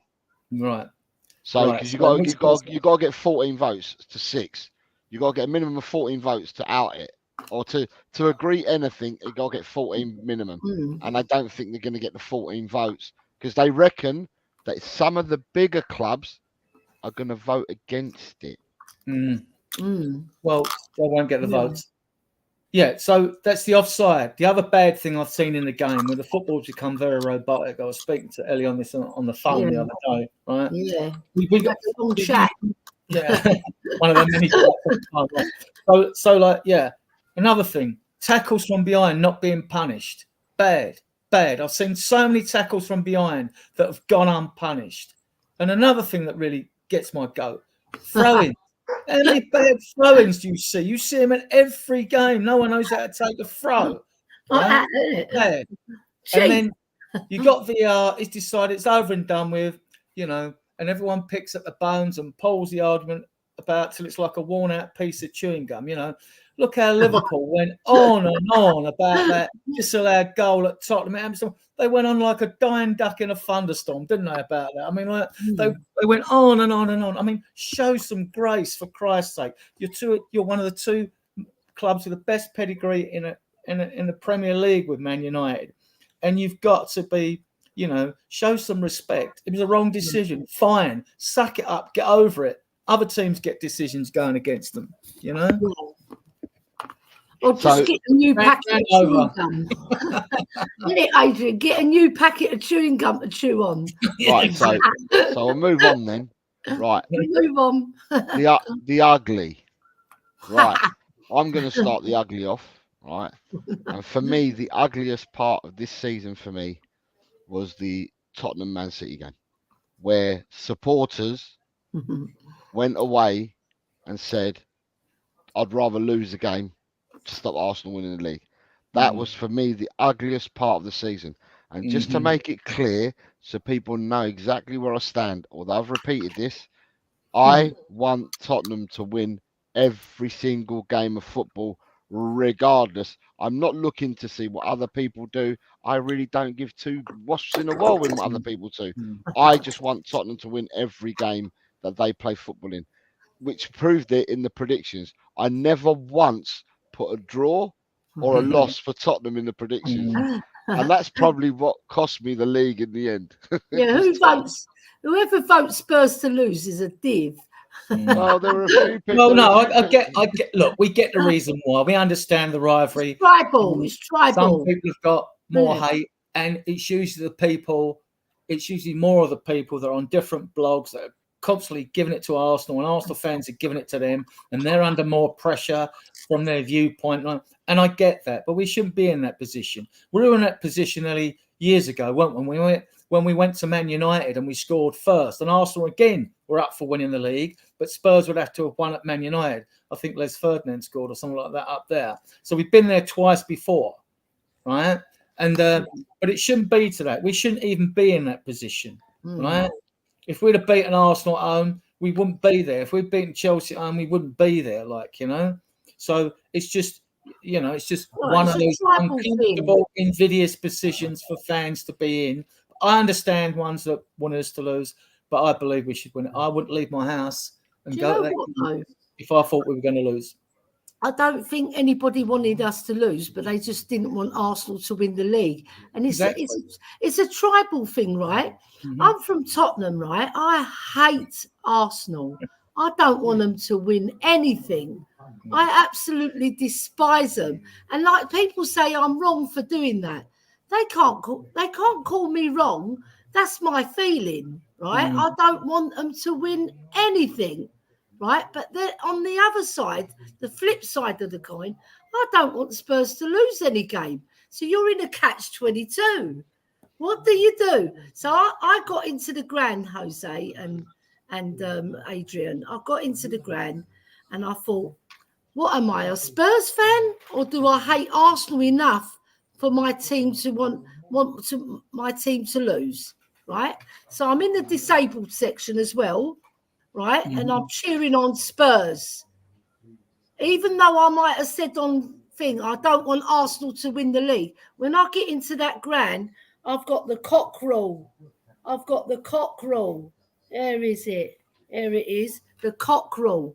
I want us to win. I don't want us to lose. And if Arsenal win the league because of that, yeah, we're Spurs fans first and foremost.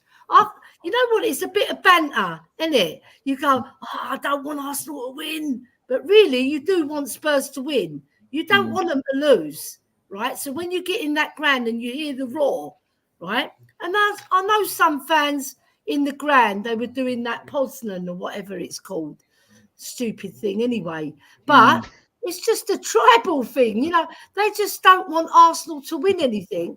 But I'm sure in their heart of hearts, if Spurs had won that game, right, and then Arsenal won the league, because they would have, wouldn't they? If we beat Man City, they would have won the league, I believe, right? So it's like I said, it's a catch-22. Do you hate Arsenal enough to want your team to lose? And I think 90% of Spurs fans, I will put my house on it, that they would want Spurs to win. But there's the 10% who are more tribal than tribal. But what I'm saying, They're like out there tribal. Yeah, but all I'm saying is that for me was an ugly part of the season. That game was an ugly part of the season. It depends how you see it, Jose. If you see it as ugly, but it's banter, it's football banter. That's how I see it. It's football banter. You hate your rivals, don't you? It's your God-given right. It was the day after the because they're from Woolwich. It was the day after the game. North London. It was the day after the game that I was at your house and I was discussing. It's the first thing I discussed when I walked through the door. I turned around and said, I'm not in agreement with you, Ellie. That's the first thing I said. Look, when I got into the ground, though, I'm a Spurs fan. No, I know. I'm just saying, I'm just trying to tell the chat that you and I disagreed. Yeah, we did. I've met you. When I walked through your front door, it's the first thing I discussed with you. I don't agree with. I don't like Arsenal. I don't like their club because what they did to us as well. If you know the history of what they did, right, and all of the back history of it, we gave them our ground for 2 years. That's why they got blue and white in their badge, because we gave them our ground during the war because they couldn't use their ground. And they used our stadium for 2 years. And then they do the dirty on us and steal our thunder, come to North London and have the audacity to win more than us. And they built their club up because we stayed down, they came up, and they have the audacity to move to North London. Stay in South London where you belong, Square Dole or whatever you're called. Dole Square was the original name. Square, yeah. Dole Square. I call them Square Dole because they're a bunch of squares. Woolwich Arsenal, Royal Arsenal, then Arsenal. You know what? I'm the most vigorous from the most vigorous Greek Cypriot family in London. We all hate Arsenal in our family. If there's ever an Arsenal fan in our family, they're soon squashed. I'll tell you what I thought was particularly ugly. Now, we know the term Spursy is used as banter, but it's also used as sneer, and it's always used for other people to like derogatory. Yeah, like with Spurs. And I tell you what got my attention. There was a game on the radio I was listening to it come over and all that, like, and Spurs weren't even playing. One of the commentators said, "Oh, the team that I won't mention the teams that are playing." It's when so and so team, they were Spursy. Now that's very telling. That is very telling. Right? The media. They should be ashamed of themselves. Not sure we haven't got our supporters in the media that are Spurs fans, but the media, right? Like they're so biased. I mean, like if you're going to have a term Spursy, fine, I can live with the banter. We can call ourselves Spursy. We're Spans because we're like when we play bad or not done well. I get that. That's different. We're doing it. When someone else does it, do it for a good reason. And if you're going to do it, be fair across the board with all the teams. Why when Arsenal play badly, why aren't they called Farsenal? Why can't we call them Farsenal? Oh, Arsenal. Farsenal, right? Or, why weren't Man United Manky? Oh, Manky performance by Man United. You know what I mean? Yeah. So, but they've got tell them, Adrian. You tell them. No. Anti-Semitism, it still runs it. I'm not a Jew. I'm a Christian. But I mean, like, there are still anti-Semites out there, and there are broadcasters out there that don't like Spurs, whatever reason. It's sort of fashionable. Yeah. We are the most hated club in London, more than West Ham, Chelsea, Arsenal, Millwall. We are the most hated because I think it's fashionable just to dislike Spurs because we used to have a strong Jewish connection. Probably not so much now. We still got it, and I welcome it. I welcome the fans. But I mean, this is all part of what you've got in the media nowadays, right? It's poison. Yeah. It's poisonous.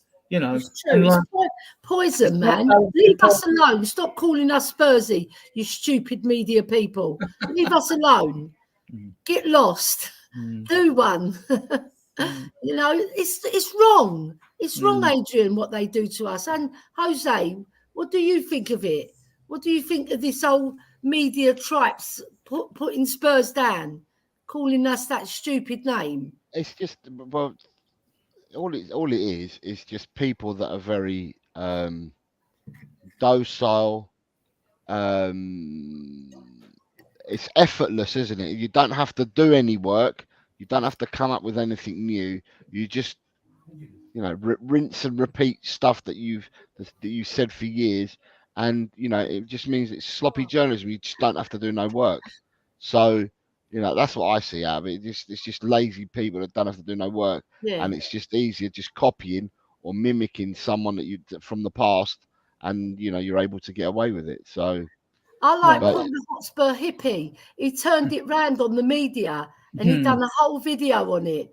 And he goes, I'm Spursy, yeah, come on. Right. And he bigged up the word Spursy and he turned it into a positive rather than a negative. That when we thrash a team 5-0, we should get the whole South down to start singing Spursy, Spursy, Spursy. Yeah. A bit of reverse psychology.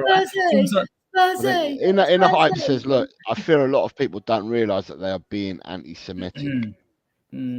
I think they do. I think they do realise it. Like we realise it, but they don't realise it. David Clark says the ugliest time this season was when our owner got convicted in America of insider trading and fraud. I was disgusted to have such an owner. I know. It happens all the time. These big wigs who've got the money, they always sell their secrets, don't they? And they get paid off for it. And then they get a slap on the hand, 5 million quid. That's like a penny change for him. It really is. Another bad thing, right? Another bad thing. Bad or ugly? Oh, we're going to say ugly. Okay, if you're going to go say bad, then I'm going to go back to bad. Here we go. We're going back to bad again. Ugly or bad then, right? Depending on how you perceive it, right? Doing away with the price concessions at Spurs for elderly people and for disabled people. That's bad. That's bad. You're going to have to pay that, right? Bad and ugly. My argument was, it's the reason I stopped. I've stopped drinking now anyway. It's the closest. But it's the reason I stopped buying food and that in the stadium. So they were losing 20 to 30 quid when I was going to the stadium after that happened anyway. So I more than got me 50 quid back on my season ticket, right? And I shall keep doing it next season as well now because I'm going to stop drinking. Well done, Adrian. Well done. And because my argument was, you take Kane's wages, right? They would have been about 16 million a year. They're going to make like 3 million out of this, putting up these prices, right? You could have actually kept the prices the same and even made concessions for under 18s and young kids that are fighting to go with parents with the money you've saved on Kane's wages. So to me, that was bad. So my little protest is, I won't be going in the Spurs shop to buy any stuff, although, my God, my house is full of Spurs stuff like clothes, T-shirts, sweatshirts. You don't need to buy no more. You've got it all. Joggings on. I've got pyjama bottoms, shorts. I've got everything. You know what? Me and you, Adrian, and you, Jose. Right. So, yeah. So I do three of us, we make a meeting with Daniel Levy, right? I'm from Tottenham. You're from Edmonton. You're from Bexley Heath, yeah? You was born and bred in Bexley Heath? No, I was born in Hackney. No, not you, Adrian. Jose. No, I was born and bred in Westminster. Right. Okay. So you're a posh knob. He's related to the Duke of Marlborough. He's related to the Duke of Marlborough. We make a meeting with Daniel Levy. We're all of that age where we're coming. Either we've reached that age where we're going to get our concession. I'm 61, 62 in November. So I've supported Spurs. I think I'm older than the Poison Dwarf, actually. You know what I mean, though, Adrian? I've supported Spurs all my life. I've played for Spurs. And he's going to take my concession away. That's disgraceful. Yeah, it is. It is. It really is disgraceful. I don't care if 10 million people are waiting for my ticket. I don't care about that. What I care is I put in all those hours of loyal support from my heart, home and away, played for the club, right? You two may not have played for the club, but you put your loyal. You're doing a channel. You're going on channels speaking about Spurs because Spurs is our passion. We love Spurs. Like Bill Nicholson said, the fans are the club. the fans of the club, and he's just taking it all away from all the old people that you shouldn't be taking it away. Even from the youngsters, give them more as well, so they get encouraged to come. You see, have a museum where they show the history of Spurs, so they know what we're all about. See, my fear is for the future generation of Spurs fans. I won't be around then. Like, I'm 70 next birthday, like, but you fear that you won't get the same sort of, well, working class. What is that nowadays? You know, I class myself as working class, being an ex-bricklayer, but I mean, like, if like, will you have to? It's not to say that the new people that come and take these seats up because they earn decent wages won't be as passionate and sing as loud and chant as loud as proud as us fans, right? Which I do every game, but it could have a detrimental effect. You don't want a stadium turning into a prawn sandwich brigade, which like Roy Keane went on about and things like that. Yeah. You want to be able to maintain that atmosphere each game. I mean, down the high street, people that can't afford to go to games, they're still in the coaching horses, they're still in the bricklayers, they're still in, they're in all the pubs down, they're in the Gilpin Bell and LTs across the road. And there's people there that will go and watch on screens just to be with their mates. And they're passionate working class people that can't afford to go to games. That's why I think the women's game will grow, because it's cheap for parents and a couple of kids to go and watch the games. So that's why it's growing, because it's cheaper. And the greed of the game, and I'd say the ugly with a lot to do with the agents.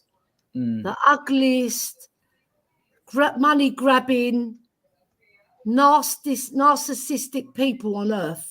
All of them, because all they do is they chop and change with their players, giving that they say you could go there for 5 million, you could go here for 8 million, and it's all about their commission. But it's going to change, Ellie. That will change with the new rules. Well, listen, because I'm going to hold tight on that, because there's still going to be a lot of greed in the game. The reason it will change is because when the new rules come in, or if they just tweak the existing rules, because these have got to be signed up. When the new rules come in, right, what we've seen due to COVID is clubs in Europe skim, right? So they've got no money. So obviously they can't go out and pay big money for players. No, therefore, agents don't get big fees. They still get fees, but they're not going to earn what they did out of Galacticos before in the past. And it's the same with wages. You know, we go and get Lucas Bergvall, we pay $8.5 million for him, right?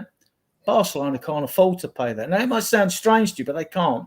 Their debt to earnings ratio has to be worked out over that scale. They need that money more to go and buy a better type of player, a more oven-ready player, for example. Yeah.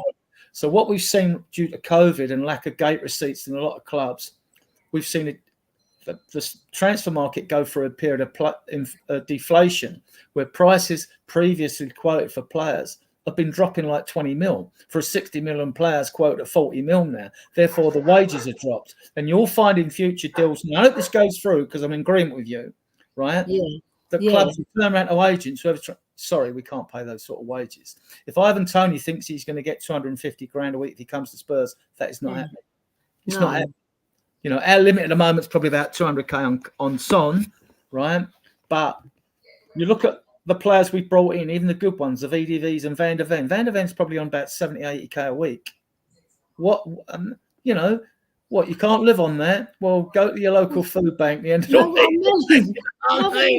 I think money has spoilt the game and in a lot of ways. And the ones who have seized the power have got the money, right? You've seen it with Man City. They've got the money. They've got more money than any other club. Right, so they're always going to be at the top, regardless of what rules they bring in, unless they throw the book at them for what they've done in the past, Adrian and Jose.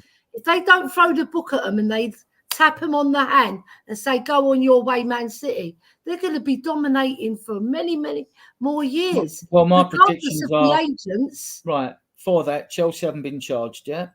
My prediction, because they're still case building against Chelsea, who are going to face loads of charges. Mark my words, right?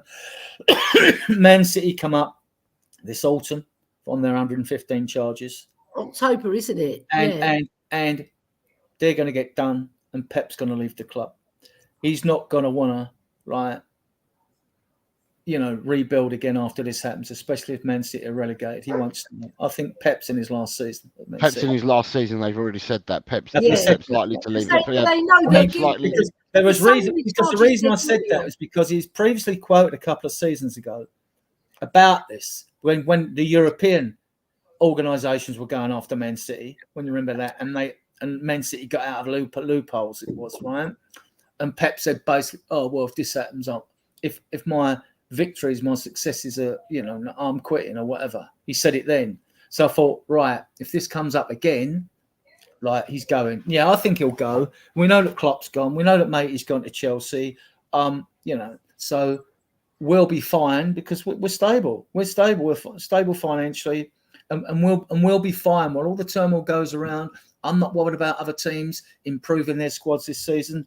I want other teams to take a few more points. I'll tell you what, I'll make you 100 million trillion% right. I don't care about other teams. Now, the one thing I will say, which is quite interesting, is that all the win now managers or all these experienced managers and stuff like that, they are not being favoured by clubs at the moment. Clubs at the moment are going for head coaches. No more managers.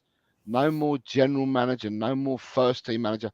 They're going for general coaches. So, at the end of the day, I'm happy that we have, because it's all changing. It's just been changing for the last few years. But I'm happy that we have a manager in place. The winning dinosaurs of previous seasons are not going to be able to go to clubs and say, I want this 60 million player. I want that 80 million player. I want the 100 million player. It's not the idea of the new rules when they come in is to make more of a level playing field. Which fair play to Daniel Levy. He's been crying about this for fucking years, right? He's been going on about it, and he's right. It will give other teams more of a chance.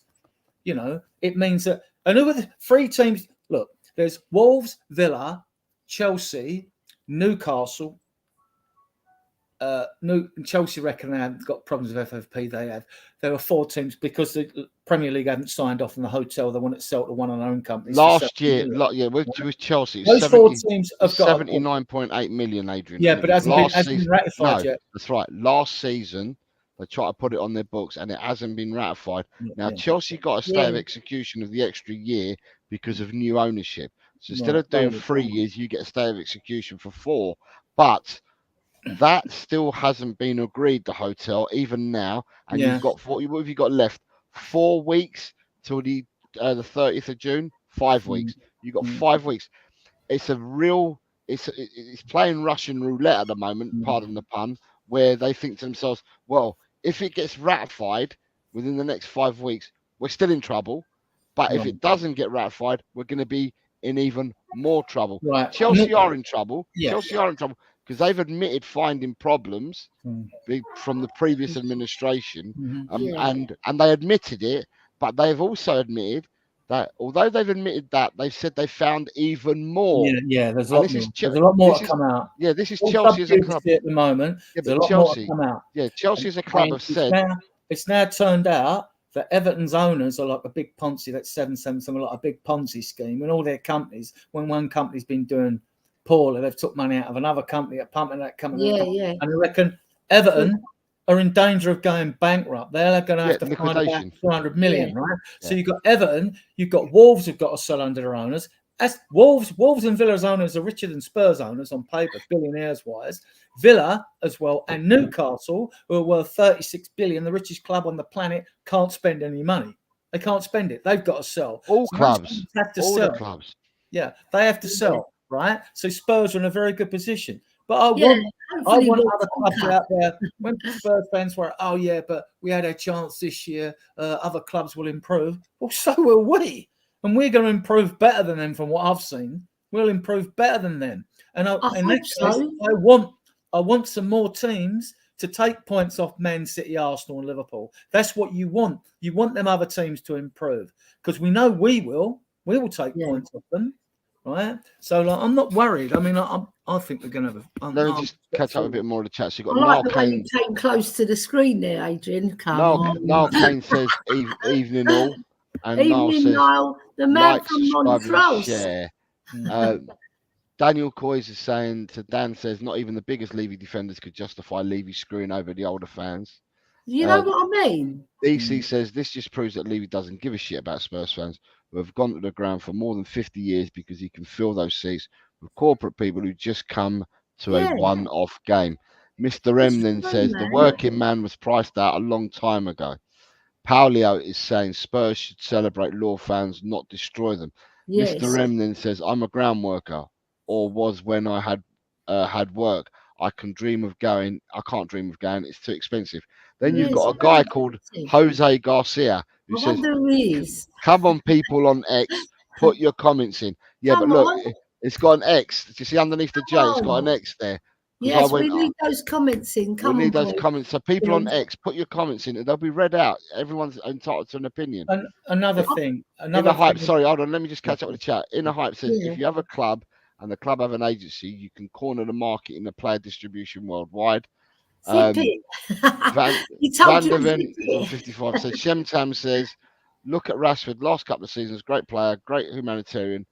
He then gets a new contract and now coming up 350k a week, and he's just disappeared. He ends up in Belfast. I wonder what he was doing there. David Clark says Spurs 60-61 players would go on public transport with their boots in a Co-op shopping bag. Shentam says, I worry that's going to happen to Mainu as well. Audio says what the worst that. Paulio says he met Hoddle on a train with and he had his kit bag with him. And David Clark says, we will be stable and trophyless, like driving a horse box to the derby with a rocking horse in the box. Right, I've caught up with the chat. Sorry, I had to catch up. And then you've got my homie. I had to come and follow you on X. So Leo's commented from X. Thank you very much, Leo. Love it. Leo. Hello, Leo. I mean, like you say, there's like human touches that were. Also follow Leo Coys on X as well. The fans are the club. Go put Bill Nicholson's picture on when you first come into the club. What do you see? No Bill Nicholson, the greatest manager, if not for Spurs. If it wasn't for Alex Ferguson, I would put him up there as the greatest manager because he made us not just relevant, he made us play the most beautiful football, right? And I just don't get what our club are doing. We're putting Beyonce up instead of Bill Nicholson. We're a glorious club. Nothing against Beyonce, right? She's going to do a concert. They have to advertise it. But not all. I was there at this process, and you were, Adrian. Right, we're looking up, and the bloke goes to me, look over there. What do you see, Ellie? And I said, I see Beyonce. And he goes, do you want to see Beyonce? Yeah, I want to see her in the ground to see her sing because she's a brilliant singer. But I don't want to see her plastered everywhere. No, it's Tottenham Hotspur Football Club. It's not Beyonce Football Club.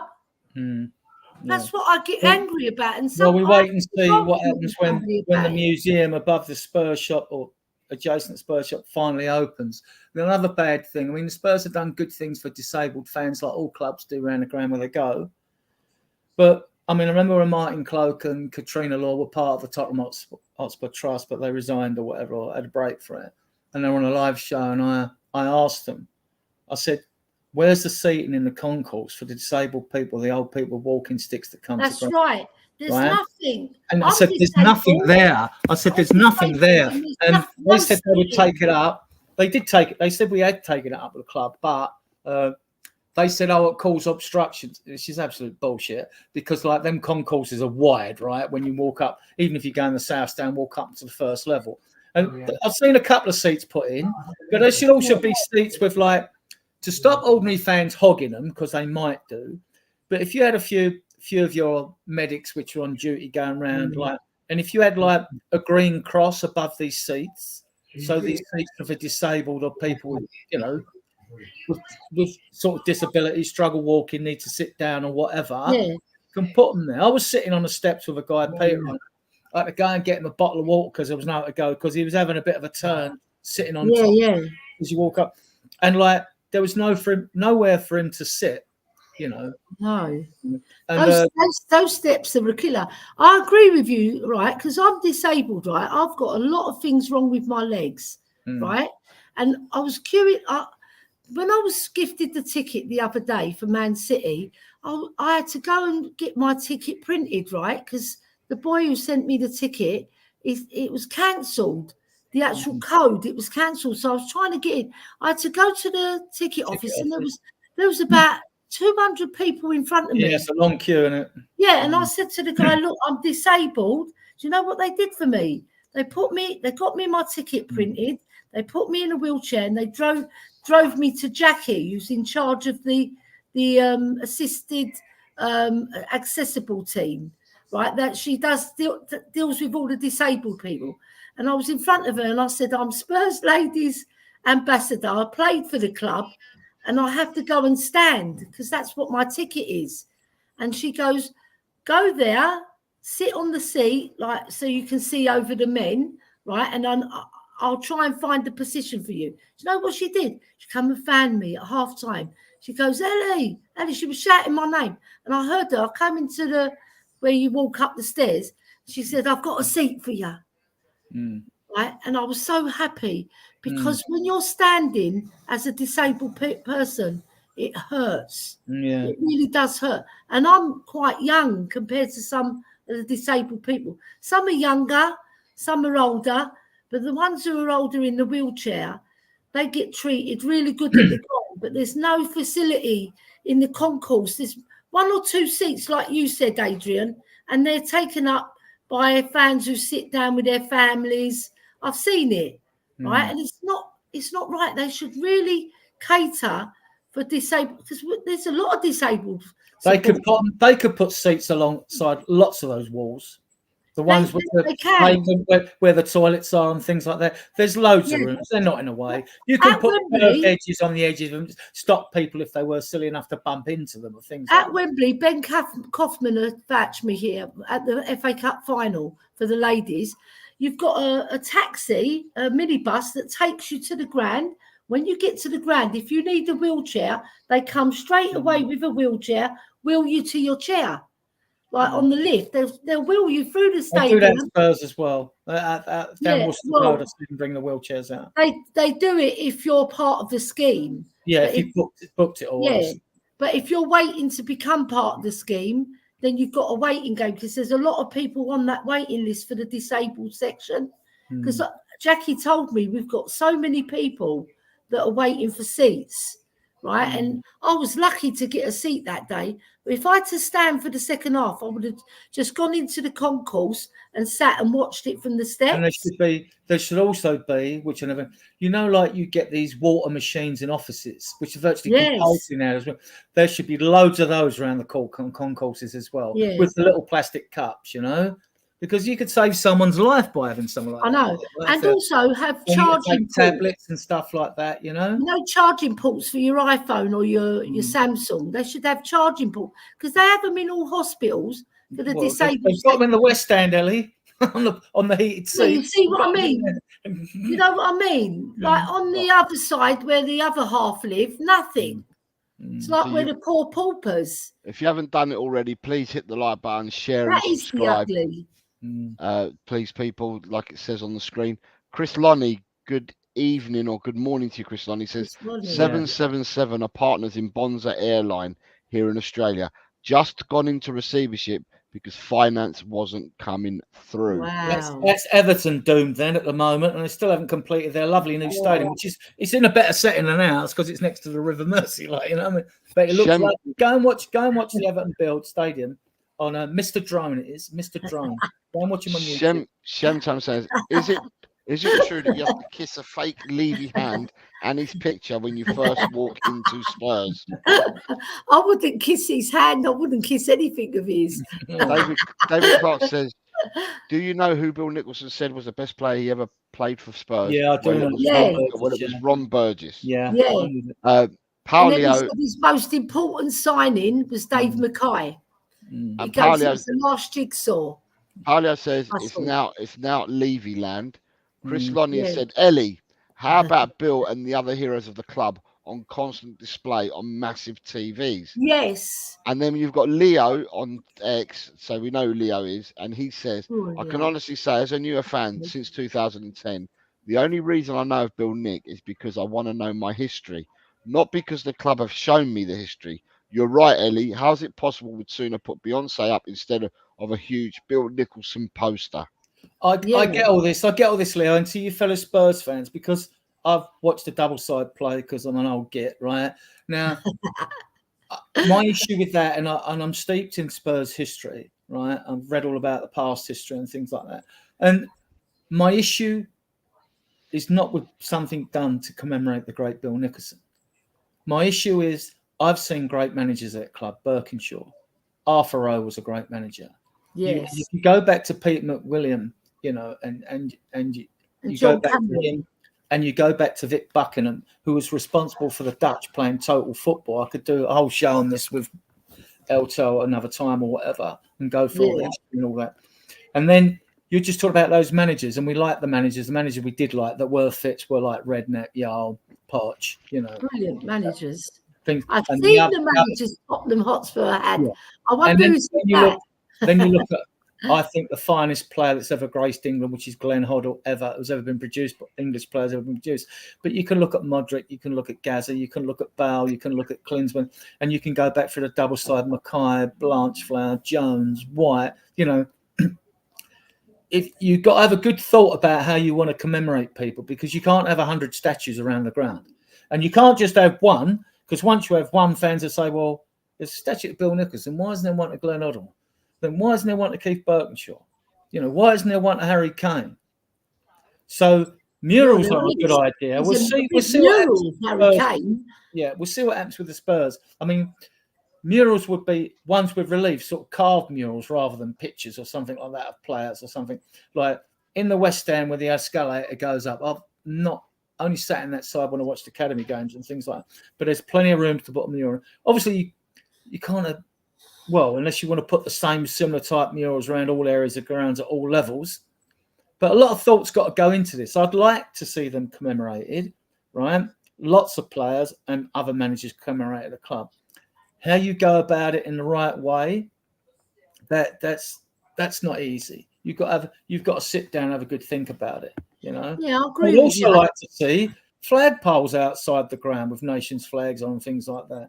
Or some sort of like, you know, add a bit of colour to the stadium at front entrance on the high road and things like that. So, like Adrian, right? So Bill Nicholson, he's the most decorated manager in our history. Steve Perryman is the most decorated player who played 857 games, I believe. Yeah, 6 trophies, 2 League Cups, 2 FA Cups, 2 UEFA Cups. And there's no mural of him. And I wonder why. Because he's not an ambassador. He doesn't want to be an ambassador. He does his podcast. Well, when Birkinshaw left, he said there used to be a football club here, and Steve and Ozzy fell out with the club. They had success in Japan, but it was an actual reporter who said it, and he just nodded his head, I believe. But it's the same thing. I don't think it came out of Birkinshaw's mouth that I know of. It came out of somebody else's mouth. Maybe a reporter or a journalist. A great picture of like before a game of Bill Nicholson and Bill Shankly walking across the Spurs pitch. That's right. Look, we got to look at why we were great then. Why we were a great team. Winning the double, the first team to do it for 64 years. Preston North End before us, right? So what we did then is we let the manager rule the roost, and the board stepped aside. They didn't interfere. I mean, they gave the money. They gave the bit money to Bill Nicholson, and they trusted him, and he did a lot of his own scouting, right? And they trusted him wholeheartedly. That's what the board have got to do. And that's what Alex Box Office says. He's very much misunderstood, this man, right? He's a very good friend of mine, but I'm not bigging him up because he's a friend. I'm bigging him up because he actually says the board has to back the manager and back him properly. And it gets me when you run the club. Let him run it from top to toe. It gets me when it should be okay. It gets me when players like ex-Spurs players or so-called players like Cundy and O'Hara on talk shite radio, as I call it, right? When they're on there having pops at Spurs, oh, you're not a big club, blah blah blah, kind of thing. Yeah. And he doesn't realise that Spurs were responsible for total football in the 70s, what the Dutch played. You know what I mean? When Vic Buckingham came through Spurs, our history, Cundy. When I Vic call him Buckingham something came else, through not Spurs Cundy. I put as a another player letter from Northfleet, and then he like was given a job of Pegasus, which was the joint university teams of Cambridge and Oxford at the time, and then they beat Bishop Auckland in the FA Cup amateur final 2-1 in front of 100,000 crowd. And then he moved on, and he got to move to Bradford Park Avenue. We'd had some success, and from there in 54 he finds he's manager of West Bromwich Albion and narrowly misses out on the double. In 54 he wins the FA Cup in FA4 in 54. In 1960 Vic Buckingham, you couldn't make this up. In 1960, Vic Buckingham was winning the Eredivisie with Ajax of Amsterdam. Who takes over?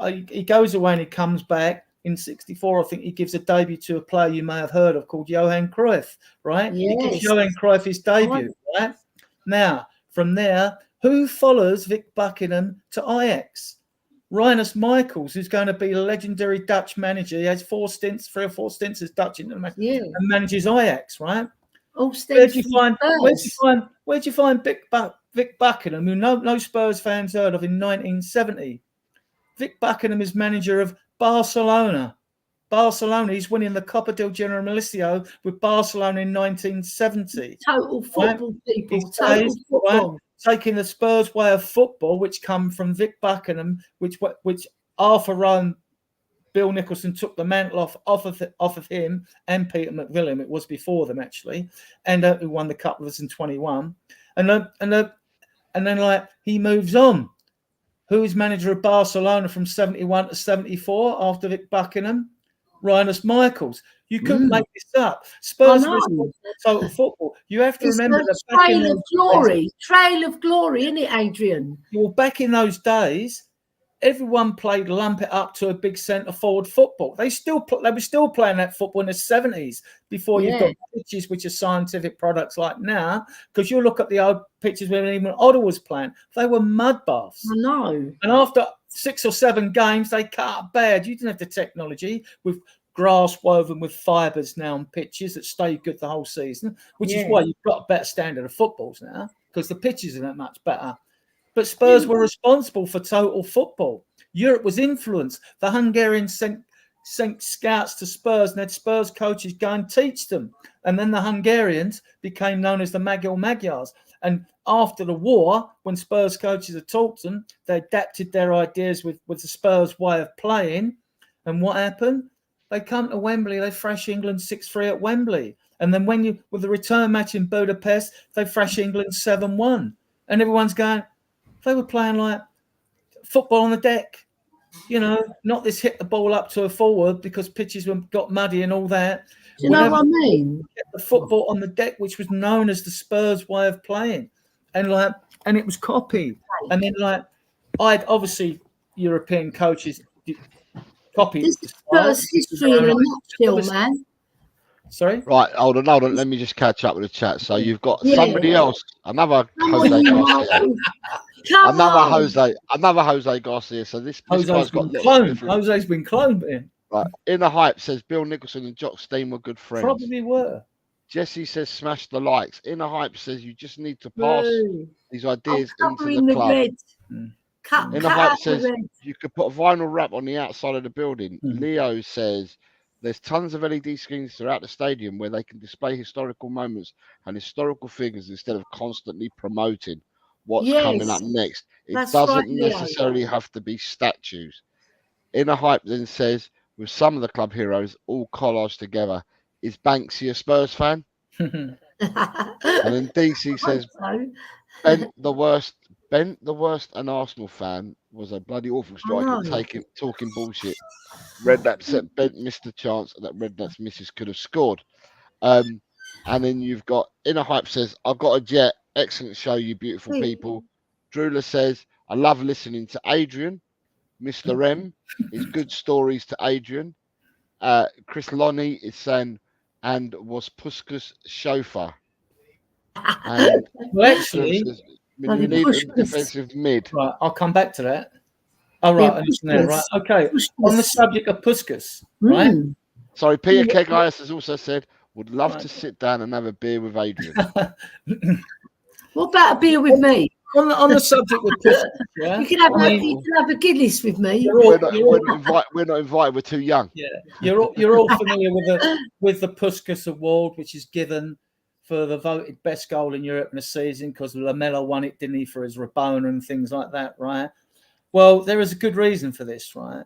Puskas did get a European Cup winners' medal in the 5th victory that Real Madrid had, because the European Cup was inaugurated in 1955 and they won it 5 years on the turn. And he also played for his home nation. He played 85 games for Hungary and only scored a measly 84 goals in them games, right? In his career, he scored 689 goals in 618 goals in 619 games, right? Yeah, so hence the award, right? He goes to Real Madrid, right? And now when he was at Real Madrid, he does well.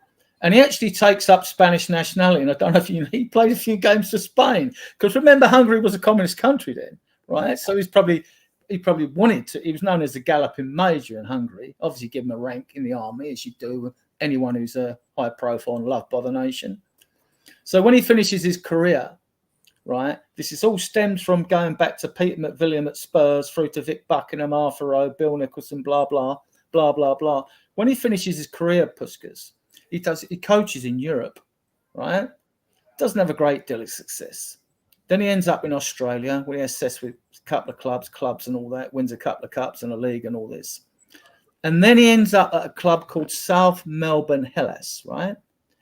Where his footballing philosophy leaves a lasting impression on one Angelos Postecoglou. Yes. Ange wasn't destined to be Spurs manager. Nothing was. It's in the ether. He was destined to be our manager. It was in the waters, wasn't it? Bloody hell. And like Larry's with us.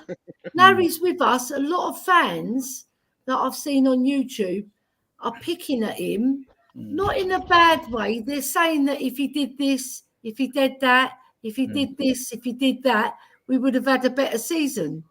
But nobody knows for sure. Nobody knows for sure if we dropped back 10 yards, we would have had a better season. He's not going to do that. Right. He's not going to do it, but nobody knows for sure. So when we say these things, we don't know because we've not seen what we would have done. We're only speculating. It's speculation. But what we have done though, Ellie, we have been pushed back and sat back when we've had to in games. We ain't always been parked. As centre backs haven't always been parked on the halfway line. Adrian, let me finish my point, right? Let me finish my point because sometimes I'll forget and it'll go, right? So Postecoglou, right? He's had a lot of stick from YouTube people, right? And maybe some fair and some unfair, all right? But who's to say that his style won't come good if he gets all these technicians and all the players that will play for him? Because when you're building a team and you're building a squad, right, you've got to have everybody on board, not 3 players not playing for you, because those 3 players can damage it, right? And if you have a dressing room that's got unrest in, right, it only takes 1 or 2 players to do that. We've seen it at Spurs, right, when a lot of players had power and they would run off to Daniel Levy, right, and then it comes back on the team. And then you get Lloris coming out against Dynamo Zagreb saying there's a lot going on in the background that people don't know about. And he's throwing everybody under the bus because he's got good reason. He's not just saying it for the sake of it. And then you see him having a go at Sonny, right? Because he cares about the club, and so does Sonny, obviously. But he sees he's not pulling his weight.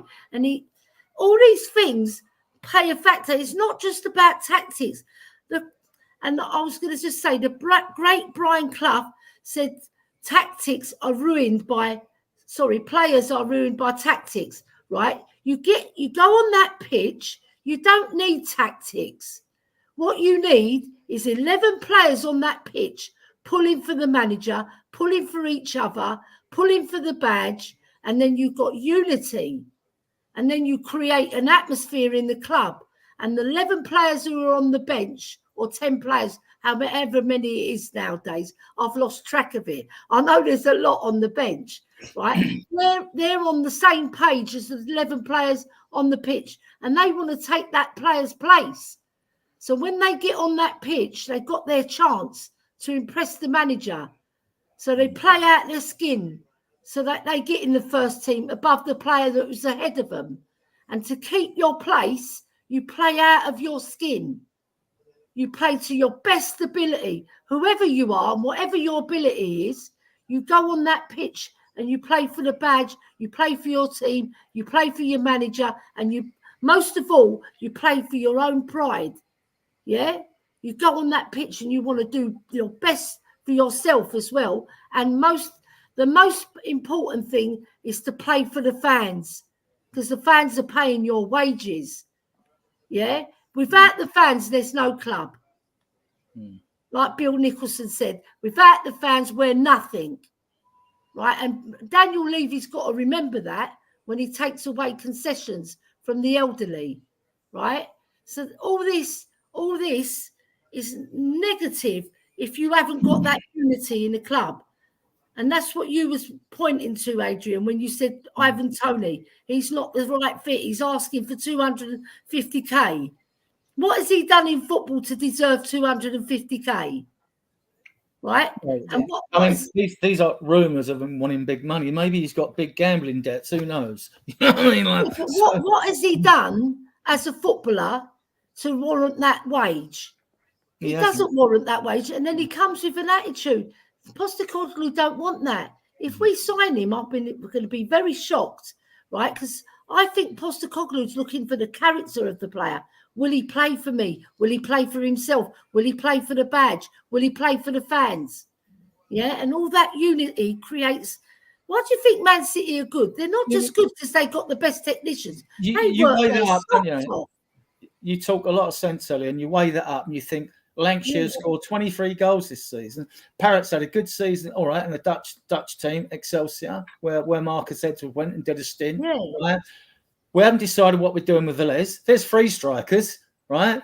And then you've got Scarlett. I think he'll make it, right? Whether it's Spurs or not, I think he'll make it.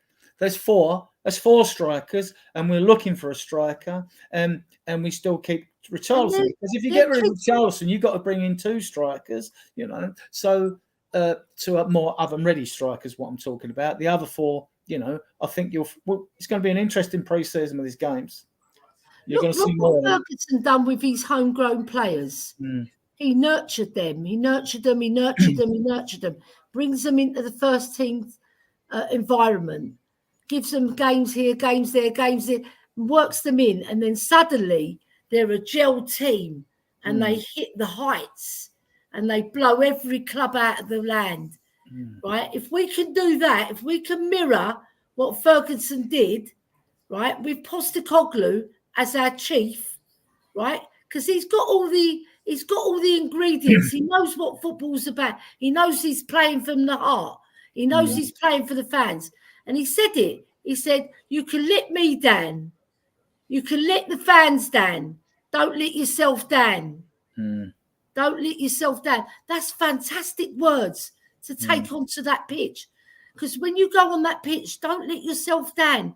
Because if you let yourself down, you come off that pitch, you think, I could have done better. We've lost it at me. Yeah, and he made it work, you know, a blend of youth with a bit of this. Because he brought 6 players in. You had the Neville brothers with 2, didn't you? Brilliant. You had Beckham and Giggs on the wing.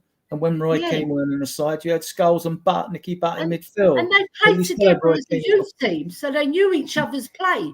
So it wasn't like they were playing in the new team, the first team, but they all knew each other and they played for each other. They loved each other. Once they get on that pitch, they might not have liked each other as individuals off the pitch. That's not a must, right? But when they get on that pitch, they play as a team. They play with all heart. And they play for one another, and they're playing for the fans because the fans have got admiration for them because they're playing for the badge. You see, when Porra does that, all the fans go, yes, like that, don't they? Well, I need to catch up with the chat because I need to finish up soon. So, turn your volume up, Jose. Your volume's dropped off. No, ain't now. So right. So Peter Kigas says Puskás was one of the most beautiful people I've ever met. Hasper is saying big up Ellie, Adrian, and Jose. Big up, Right, Hez. Harry, Chris my fellow Lonnie good says boy. Ange was Puskás' chauffeur when he was a coach at South Melbourne. 4 years later, Ange was a manager. Drula is saying, not forgetting my auntie, love listening to her too. You, my beautiful queen. Drula. Mr. M says, great Beautiful. listen today. Tell Adrian, Ellie, good show. Drula says, I say no to Tony, too big-headed. I can't see him at the club. If Ange had a problem with Spence's attitude, what do you think he would be like? Tony. Mr. Yeah. M says, I'd rather Grissery, Drula. And Johnny Bethnal Green has joined us and says, hola, hermano, which is Hello. hello, brother. And then you've got Stu saying, good evening, everyone. Now, these people are coming in as I'm just about to wrap up because I'm going to play football tonight. And Yes. I'm getting It's picked up in Monday 10 night football. Yeah, I'm getting picked up in 10 minutes and I haven't got my kit ready yet. So Jose, you know what? I just wanted Sack your to wife, say, Jose. Sack every your wife. time every time I'm near you and you play football, you win 7-2. 7-2. Yeah, Cuba's 7-3 victories. So what I was going to say is, right, can I thank Ellie and Thank Adrian you. for coming on today. Thank you for having me. See you tomorrow. What time are you on tomorrow? So to do the episode 1, which was the good, the bad, and the ugly. Tomorrow we'll be on at 4 o'clock. Okay. Woo. Right, and tomorrow we will talk about transfers. Oh yes. Okay. Right. So Adrian is joining me. Are you joining as well, Ellie? Why not? Okay. I haven't Ellie, got anything better to do. Ellie, it's 4 o'clock. 4 o'clock. I'm not a bit like Danny Kiriakou, but a little bit earlier than him. Ellie, while we're here, did your order come? Did your order come? Yeah. Did my order come? Yeah. Oh yeah, the book. You mean the books? No, the machine. Oh, what? The machine? Remind me, because I haven't slept for 4 days. Because of your feet. For your feet. Oh yeah, that machine. Yeah, no, it hasn't come yet. But I've got my Revitative. Revitative, the one Ian Botham does, and I've got a sleep apnea machine now from my daughter, which I was discussing with Jose because I'm suffering from that, and it's not very nice. But I have to live with it at the moment. But this machine should help me. Yeah, the other one you've ordered that comes when you just put your feet on the pads, you don't feel nothing. You got to read the instructions. It sends electric impulses up for your feet. That's what I need. I need electric shocks to wake up Ellie. Turn it up before the worst you do is electrocute yourself. Yeah.